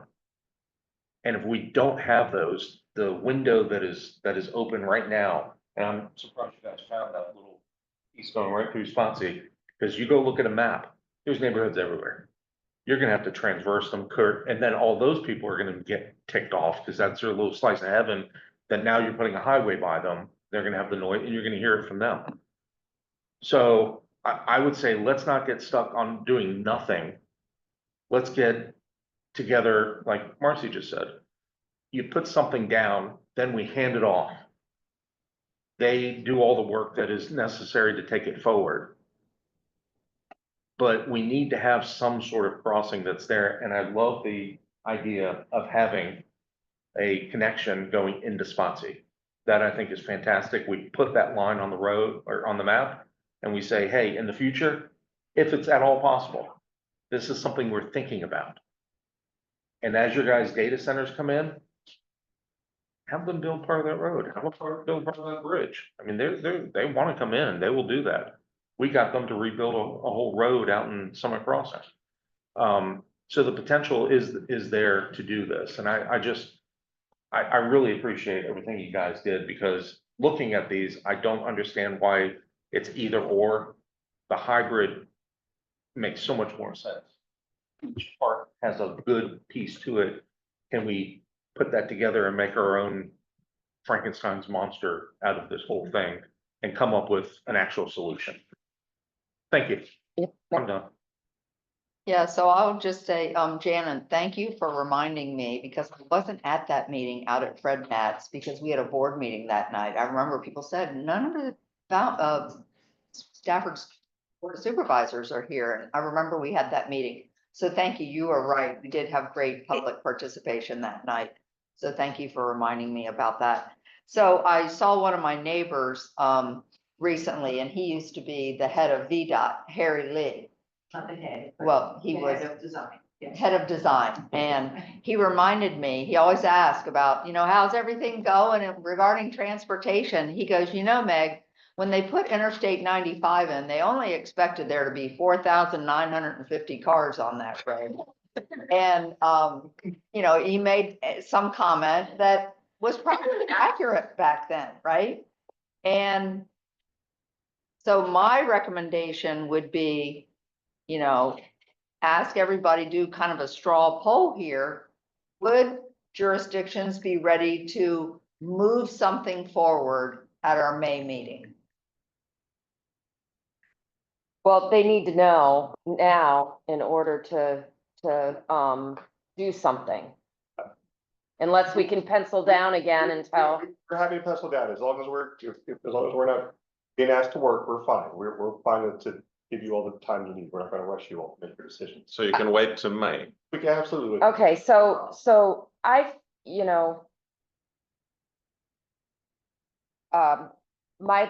my issues, I think I've said pretty frankly what my issues are. I don't think I need to regurgitate them again, but, and I do believe that we have to do something, and that's why, in addition to whatever river crossing you guys are gonna do wherever, that doesn't involve Spotsy directly, it will indirectly impact us. That's why we mentioned the new post crossing, because that's, pretty much a blank slate right now, I think on your side too. But, I mean, I don't feel comfortable tonight saying an option, because there's only 3 of us here and we have a board of 7. So to me, I think we need to bring it to our board as a whole so that we can collectively come back and give something that is representative of all 7 of us, not just 3 of us. So so I like your idea, Meg. So are we gonna consider CTAX option in our thought process I- to vote on it? I think so. I mean, I think it's a legitimate, I would say yes, my straw poll would be yes. My straw poll would be that we have a work session Well, that too. and that we include all our board, but I would like to present, CTAC, Brito, everybody, and, just hear it all. But I am still, thank you, Marcy, for bringing that additional information. It's very, informational for me, and it, gives me, a hope that we're not like, oh, here, we're spending all this money and, taxpayers' money, because it's not ours. And that, we don't have anything to hand off to whomever. I just want us to zoom out and look down 20 or 40 or 50 years from now, not look like right now. Because I think, whatever it is that we're trying to build, it's already backed up. So we need to think, what should it look like?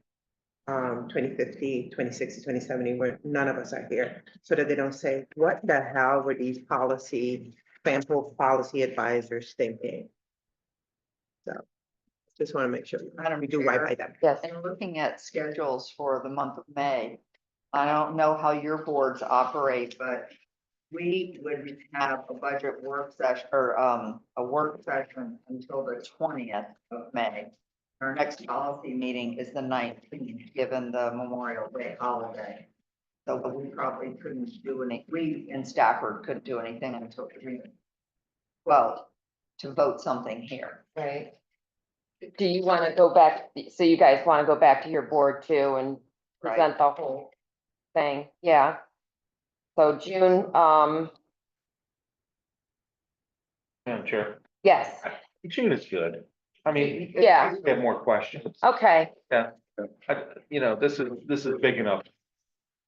right, right. So does somebody want to make a motion? Well, I guess, do we need to make a motion? They don't, right? No. Well, the one thing we just need to do is to give instructions to our Okay. consultant. So I think June, yeah, sorry. 16th. So our meeting in June, Madam Chair, would be the 16th, I believe, We got a white smoke. for FAMPO. White smoke in June. Okay. Right. So that. Yeah. And if any, Madam Chair, I would recommend Madam Chair, I would recommend that if any jurisdictions don't have their primary contacts here, that they send an alternate that knows exactly how they're supposed to vote. And that can represent their jurisdiction. Okay, Their absence, so we don't put things off till July, August, then we get into Right. summer and all bets are off. We don't have a meeting in July, just for Right. the record. right. Okay, so that would be June then for you guys. Monday, June the 16th at 6 p.m. Right. Okay. Thank you. Appreciate it. I just want to, one thing I just want to leave on to reiterate Marcy's comment. You know, really the purpose of the FHWA PEL process is to screen out non-viable alternatives. It's really not to select a single one alternative. We've accomplished that. D is no good. So that really is the main, from FHWA's perspective, the main takeaway from this. The next step, as Marcy mentioned, should an alternative or should this advance to NEPA? You know, it could be all four of these advancing, all four of these plus the CTAC proposal advancing. Again, that all goes out to the public again. And as Marcy mentioned, that will absolutely have to include a no build option when that goes out to the public again. So just to reiterate, the decision you make now is not locked in for eternity. There's still another process that everything has to go through. You have to have a decision to move to the next process, if that makes sense. Right, Okay, yeah, Paula? Okay. yeah. And I mean, I think we could also include the cost of this, right? In that, I mean, We have preliminary cost estimates. NEPA is very specific that you cannot use cost to determine an alternative. no, just for transparency for, Yes, we. People to know. We have planning level cost estimates already for the alternatives that are on the screen. And for the alternative that you select to be the preferred alternative, we will produce a detailed cost estimate. Okay. Because VDOT needs more detail to advance things into their funding applications. Okay. When you apply for funding to pay for NEPA and for these other things, you need to show some work, right? You can't just go, hey, we've got 6 options, give us money. People don't give you money for very unclear work product. So the idea is to try and find a locally preferred alternative. right, And to show it as a line somewhere in the comprehensive plan, and then FAMPO puts it in the long range plan. And I see a man who's been on many of these studies of building crossings across the Rappahannock River, that it's the locally preferred alternative, which is not going to be built exactly where you draw the line, but it is the rough idea of what you want. And you need that rough idea to go and apply for funding to take the next step. If you don't have a rough idea, it's pretty hard to convince the state to just give you money because you've got 6 ideas. It's important to try at least to get a locally preferred alternative, and they will then, doing the final NEPA certification, compare that with other options to see that we've picked the best option. It's not just, we don't just throw 5 options at the wall and see if anything sticks. We try to find a locally preferred corridor. which will then change as new information becomes available and. Yes, This would help me out a lot if we're gonna have internal discussions with our board. What are we trying to solve? Like, we need to somehow come to a consensus here at least, as representatives of our respective communities. The problem we're trying to solve is this and this. Without that being decided, is it an economically driven revenue, sharing or is it truly to solve traffic problems? And This what is traffic how. problems are we trying to solve? Yeah, And and then the why. that helps me then And then we need the articulate why. what we need to decide on from our side of the river. What, why, and how? right. And well, And I'll let Mr. Hollis go first. Part of the scope of this study was to take, those of you who were on FAMPO when we started this study, remember that we met at the VDOT Center. We had done an internal FAMPO staff study of the problem. Yeah, I just want a statement. yeah, I want a vision, I want right, a statement. We've got one though, I'm trying to tell you that. okay. You adopted that Yes, night a draft purpose and need statement, which is the answer to that question. We contracted Michael Baker to refine that purpose and need statement. That purpose and need statement was also presented here by the consultant. So we actually have it in writing. Feel free to change it. Feel free to change it. I don't- I get that. I'm not Okay. trying to be contentious, but I'm used to being programmed in the military. It's like every time you get a brief, you got the needs, vision, and it's constantly reinforced. So it's at the foreground of the conversation. So we just understand. Sure. We're reminded every meeting, this is what we're trying to solve. This is how we're looking to spend our money. This is the target. Now, I understand the last year it's changed, as we learn more information, getting smarter on a lot of things can and can't be done, and we have to be flexible on that. So if we could kind of include that going forward in every one of our presentations.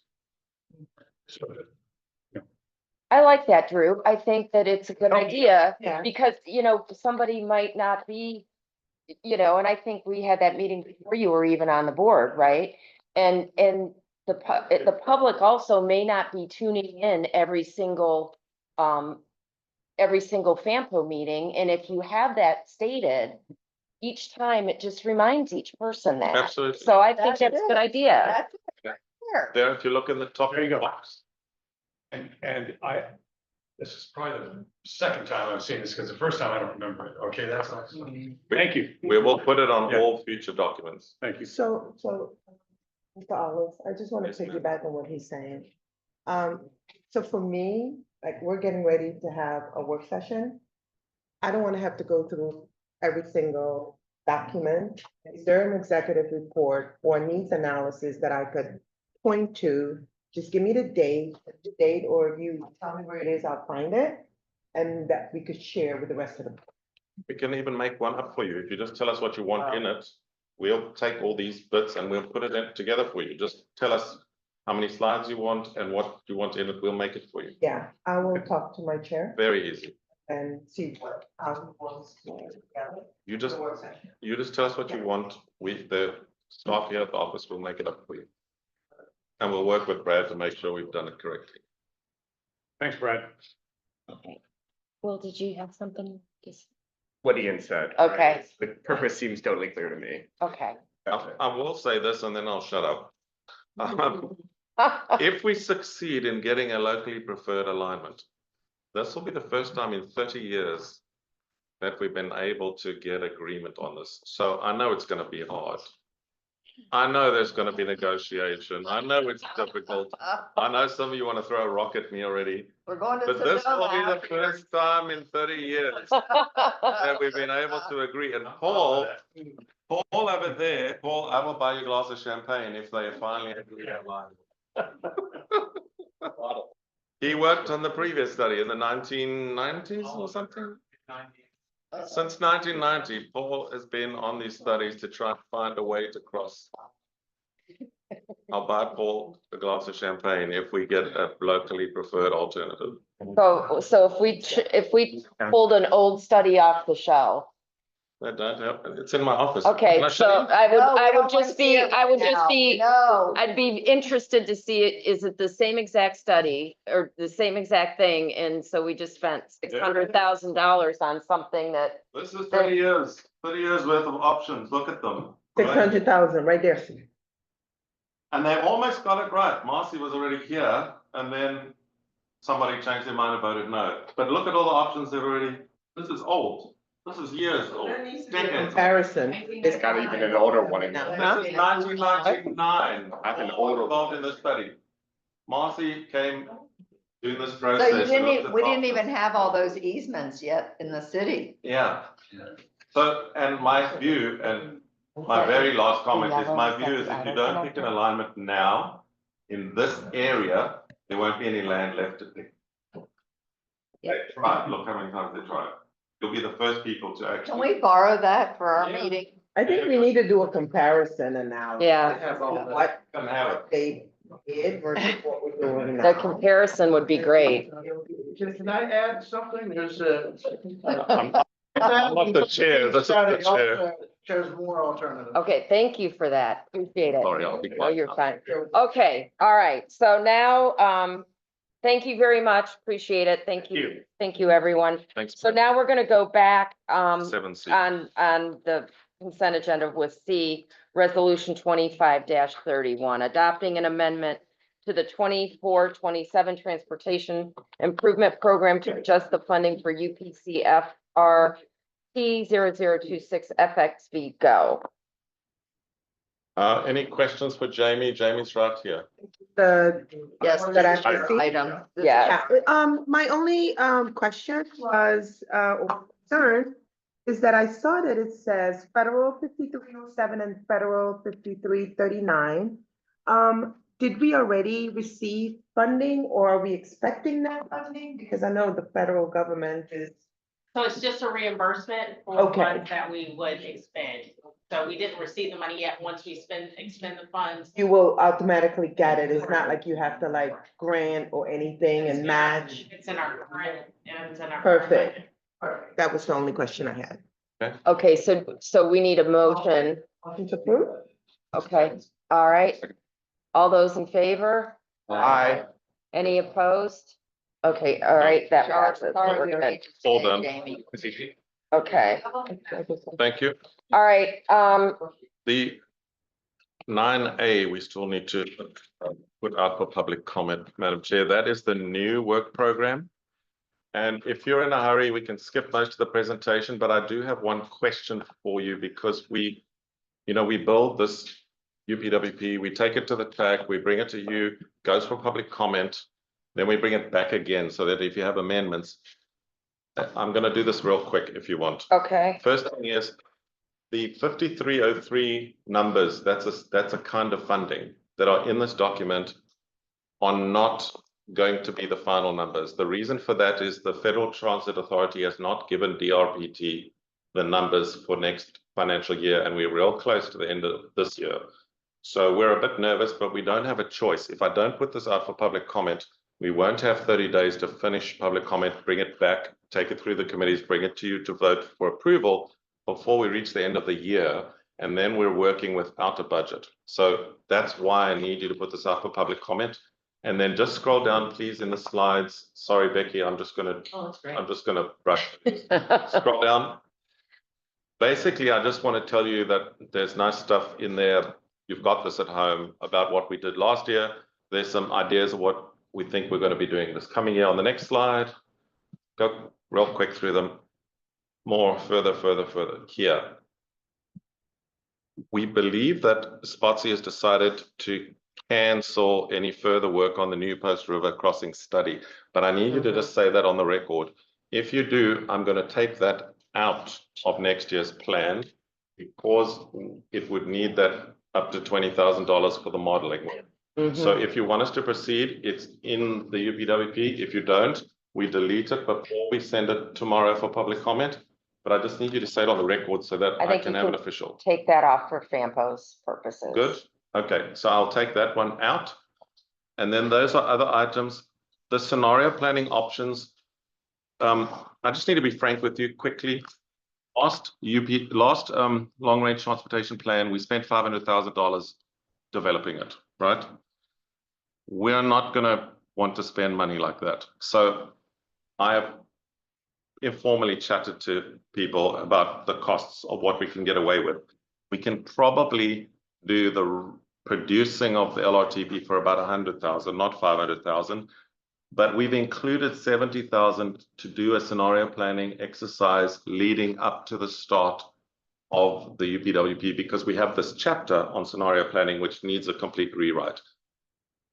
So you're not going to vote on it tonight. You're going to put it out for public comment, but those items,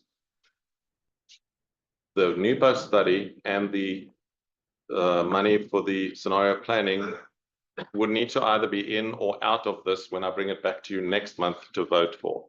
So I'm telling you now, so I've already heard tonight, take out the new post study money. I'm going to take that out. The scenario planning, there seemed to be interest at the last policy meeting, but not everybody was completely on board with it. So, you know, it's your decision at the end of the day. But that also is $70,000, which I would need to decide by next meeting, or you would need to decide, tell me. Then I either leave it in, which would be great, or we take it out, but then we have to deal with the implications of that for that chapter in the LRTP, because it can't continue to be what it is now. It needs work. So the question is then what we do with that chapter. I'm telling you that so you don't find out later, oh, we didn't know this was in there. I'm telling you, I tell you the important potential items that you might not all agree on. I try to tell you those. The stuff you agree on, I'm not going to bother telling you about. You know about it. Okay, number one, thank you, Madam Chair. Are there any increases in employees in this? Okay, it's the same number. Okay. The option for the new post, that whole item, not just the dollar amounts come away, but this as a study item comes away as well. Okay, I wanted to come.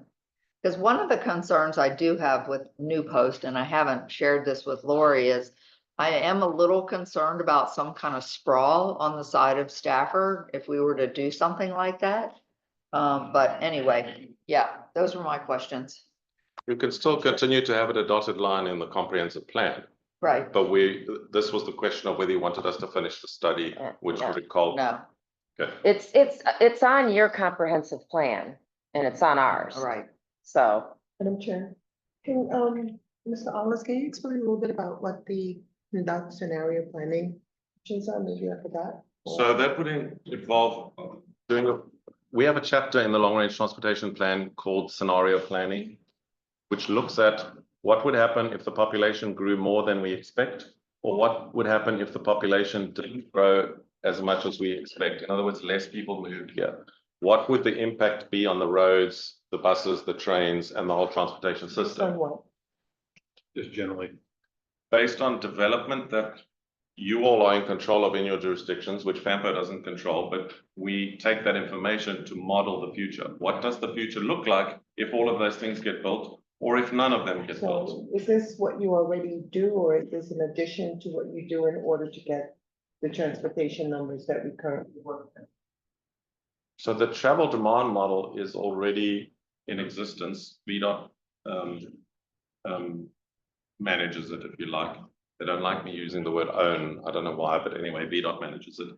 And that tells us how many cars are going to be on the road, but it's based. No, it's not me. I don't care if you want to say we.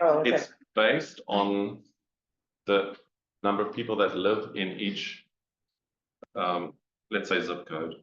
And it's based on the number of jobs in each zip code. And it's based on the number of people that go to certain activities like schools and. No, I just want to know if this is in addition to what you already, okay. That the model predicts a certain outcome. Scenario planning says, what if the model is a bit wrong? What if we get more traffic than the model predicts? Or what if we get less traffic than the model predicts? How does that affect us spending money on roads and trains? So and this buses? is after you do the modeling and then you do scenario planning? It's in conjunction with the two systems work together. Okay. Scenario planning is a workshop. We get all of you to take what's going on in the county, and the facilitator will then get a high road, a middle road, and a low road, a high done growth, this middle road, before. low road. So FAMPO has not done this since What was the- 2012. Didn't we all get together and have maps out and do like a whole thing? So that Yeah, was we- done by Jared Walker as a transit, a Yes. transit board game to look at what the impacts of transit we would did. be. This is not specifically about transit. This covers the whole region and the developments that you are approving or declining in your jurisdictions, and how those developments impact the future traffic patterns. And the key thing that we've not done with Jared Walker is to estimate the impact of the result of more people moving here than we planned or less people moving here than we planned. Both of those have an impact. If less people come here, we're building roads for nothing. If more people come here, we're not building enough roads. So it has an impact, and we need to consider the outcomes of those options. That's what scenario planning is. The alternative is that we scrap it and we remove the chapter altogether from our long-range plan, but it's been a long-range plan since. This is just a question, and so I just wanted to know what it was, and this is a summary. And then just let me know where I need to go to get the details and the cost to these things, and I'll be happy. So, if you go to your agenda that you already have, Yeah. Okay. all those items are in the UPWP for FY 26. Yes, because it would be nice if we So saw the cost and know it wasn't here, but I'm good. My only comment, is Yes. you have a bunch of elected officials doing that kind of stuff. Whereas I feel like that is more, it's better if the planning people are in on it Yes, we would, but more than us. We- Because Yeah. they're the ones that have to, when we do have a rezoning, they're coming to kind of put everything together, whereas our seats change. we should. So, Yeah, absolutely. We should involve the chief transportation planner from each jurisdiction and the chief planner of each jurisdiction, or their nominee if they want Right. to send their deputy or something like that. They should be involved because we don't actually know where the developments are going to happen. They know, because they know their own jurisdiction. And we don't know where the by right developments are going, because they just come in and they don't come before us, so, Maggie, you had a question? Yeah, I just wanted to say, I'm sure everybody sitting around here saw the article about the Rappahannock River. And the impact of developments on the river and going down into the ocean. Is this something that could be in our WP? I mean, the study just came out last week. So FAMPO doesn't specifically do comprehensive environmental analysis. There are environmental folks at GWRC that do environmental work, so we can certainly ask them to participate. We look at environmental impacts of individual projects, which we're required to do in terms of federal highways and federal regulations like NEPA and EPA and all that. So we take individual projects and we assess them for air quality, we assess them for other environmental impacts on a project by project basis. But we don't do kind of what are all the impacts on the Rappahannock River type assessments. That's an environmental study, which would require environmental experts to handle that particular study. Well, I think that is something that should be included. Because it's a cumulative problem. It is. It's not just a one project problem. So we want to do a comprehensive environmental assessment of development impacts on the Rappahannock River. If we did that, which we can, we would need to have a consultant because we are not, FAMPO staff are not environmental, what's the word I'm looking for? Experts? Experts. I mean, John has done some environmental work in his PhD work, Samson, but we're not environmental experts. We do general environmental work and project-specific environmental work. But if you want an assessment of a river system, that's quite comprehensive. Because the Rappahannock River is not only in the FAMPO region, it's Right, I understand, and that's why I think it's. Can I ask a Water question? basin. Sure, go ahead. Does the flow the other way? Does the decisions we make at FAMPO about transportation filter up to GWRC and their environmental assessments? I mean, that's sort of where that should rightly live, I would think, those watershed assessments, right? And so they need to know what we're thinking about as much as what we need to know what they're thinking. So if we did scenario planning, we should invite all of those environmental people to be part of that process, right? There are things like heat islands, which we have discussed here at the office, and we've done a presentation. Various people have come and done presentations. Adam Lynch gave the presentation here. So we do that, but it's not a FAMPO specific type of project. So we would have to partner with somebody who, I mean, for example, the birds and all that, FAMPO doesn't really get involved in that kind of thing, right? One of the things that you'll have seen on that environmental letter that I put on your pack last month from the State Department of the Environment, they said that we must look for certain mussels on the rocks in the river when we pick the location for the bridge, right? Now that's what happens in the NEPA process, which VDOT will drive. We don't drive it at a planning level. It gets driven at an environmental level by the environmental experts at VDOT, whose job it is to know exactly what kind of mussel that is, and are we damaging its natural habitat, and what are the mitigation measures to prevent that happening. So there's a whole program there, but to do a complete assessment of the Rappahannock River is quite a big study. So let me, so Dr. Young just whispered, across the table, that she refreshed my memory that she's on the Rappahannock River Basin Commission. Yes. And you guys don't really make recommendations to the legislature, because I remember being on that. Right, we don't, but they're there at the table. They're there, Yeah. right? So my, maybe. On there too. Yeah, you're. Well, John's really, I'm alternate, so. I don't know, you guys weigh in, could it be a conglomeration of them? Anyway, I think it's something that needs to be addressed as a region. So what I will do is that I'll put a little paragraph into the UPWP saying that the policy committee is concerned that we look at the environmental impacts of transportation on the Rappahannock feeder system or whatever.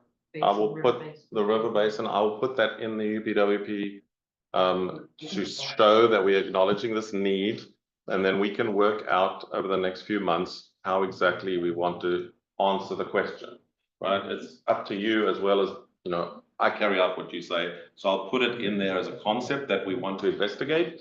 And then you tell me what format you want the investigation to take. Okay, do we partner with an agency? Do we hire a consultant? What do we do to get the work done? Okay, so if there's no other comments, because we have to vote on this, right? To put it out for public. Yes, All right, so I'll move for resolution 25-33. Second. all those in favor? Aye. Any opposed? Okay, that passes unanimously. Thank you. All right, now we're on to your report. These are just dates and things to know about. It'll go real quick. There's only like 5 slides. You've seen most of it. Next slide. The UPWP, that's what we just did. So I don't need to tell you what it is again. It's the Unified Planning Work Program. It's basically the business plan of FAMPO. If it's not in there, I'm not allowed to do the activity, right? And nor is the FAMPO staff. Next slide. SS4A, just after we got told nothing and it disappeared, we were awarded this grant to do the Safe Streets for All program again this year, and then they never signed the contract and sent it to us, and it went dead quiet for months and months and months. Becky attended a webinar last week, I beg your pardon. 1.5 hours, and during the Q&A, they said that the question that was given was, since those localities or those agencies that have not received their grant agreement, should they apply in the FY25? And they said, no, they are forthcoming. So we are going to get the FY24 agreement for 3 road safety assessments in Spotsylvania County. We thought it was dead. We thought we weren't getting the money. We've been writing to them every month, every second month, and just nothing. And that's the first word we've got. And they published a NOFO again for this year to say, hey, have you got any projects you want to study for safety this year. So Becky is working with the staff of the jurisdictions to see what interest there is in particular projects. The Tidewater Trail Glenda's Way. fatality rate. Yes. We believe there's a project around there that we funded if they prepare to fund it. So we're going to look at that as one example. The permanent one, because we're already good with the temporary, okay. Full project, for the, So we're going to try and get you the funding for it through this method. Great. Next slide. Just upcoming dates, the TAP program, which you know is active transportation. The pre-applications are due May 30th. Your jurisdictions should know this and will be working on projects and applying. Full applications August the 15th. The 6-year improvement program, this you need to know. This is the annual public hearing that the state of Virginia and Virginia Department of Transportation hosts here in our region for us to comment on the projects that have been approved for funding in the 6-year plan, including the smart scale projects and projects that we've been asking for, things like the US 1 bridge that's got to be renovated and so on. We typically ask 1 or 2 policy committee members to attend. Renovated. I thought it was gonna be rebuilt. Well, I'll let Marcy use the right words, Falmouth.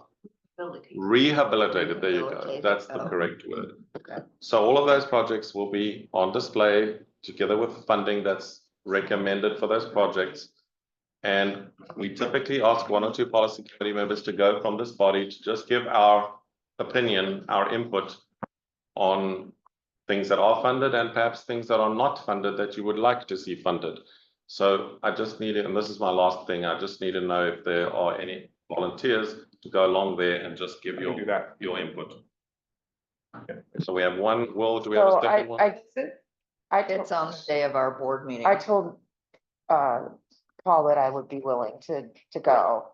Thank So he'll provide me with some. Great, thank you. And talking that's points. that's at least one from 2 different jurisdictions. That would be great. Yeah. Anybody's welcome to go, but we just try and make sure you've got at least 2 people there. Oh, good. Okay, well, maybe I don't have to go then. Yeah, okay. We'll have somebody from One extra Spotsy. is great. Okay. We just like to have at least 2 people there. I Yeah. usually go, if anybody needs any talking points, I'm assuming you don't, but if you do, tell me and I'll help. you. Right. So, Madam Chair, the only thing I would say is if there's anything that we might give you a few talking points for Stafford that maybe one of you can share. I would love that, yeah. Yeah, since we won't be there, and you'll get to present to our wonderful CTV member Laura Sellers out there. So I gotta tell you, I love going to that meetings and I would love to go if we didn't have a board meeting that started at 5, but they do listen and you get to. There this time. Yeah. So it starts promptly at 4. The secretary is very prompt, so don't be late. The details are there on the slides, but you've got these slides in your pack, so I don't even need to send them to you. And I think that's the next slide. Is there another slide? Okay, that's it. I'm done. Thank you, Chair. I'm done. Yes, I just wanted to say I misspoke last meeting. I hope Supervisor Van Nuys can hear this as well. The bylaws, I've checked, they do actually require that a different jurisdiction seconds your motion. So I misspoke last time.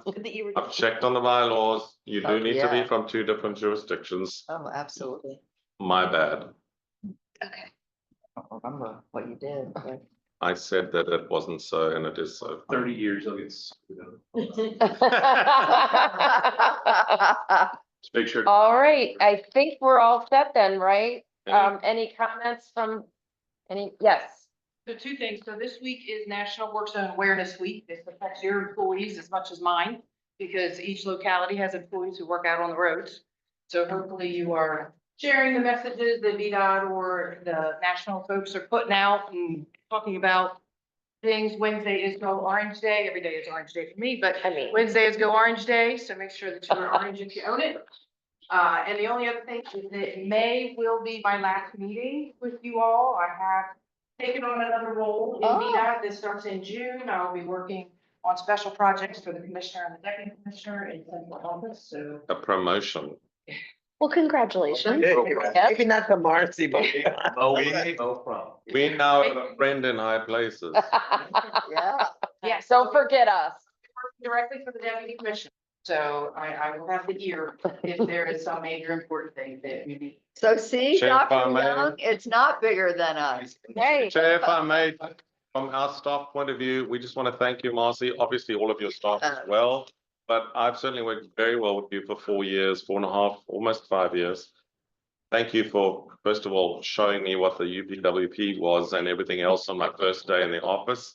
I've learned an enormous amount from you, and we've certainly appreciated being able to work with you. You've told us, no, do it differently, or we've said to you, we don't like it, and whatever. We So have one more meeting, right? we have worked Yeah. really well together, and thank you for supporting us. Yeah. We don't, we And we we'll don't get a new year our goodbye check. She'll be back to the Yeah, next meeting. There will be somebody, a gentleman by the name of Michael. Emergency district right now, he will be coming and acting in my position until they fill it permanently, so he'll be here to represent the secretary. But of course, you always have Kathy as my alternate, and Kathy, Donna, and Linda will be here as usual, you know, even though I'm. Hampton Road. Oh, wow. It's a temporary appointment. It's temporary. So- Yeah, shoot, do you need a motion to adjourn? Yes. Chris was I just ready. made it. Oh, okay. Second, you seconded it. All right. All those in favor? Aye. All right, No one so opposed. I guess I'll. Say, I'm gonna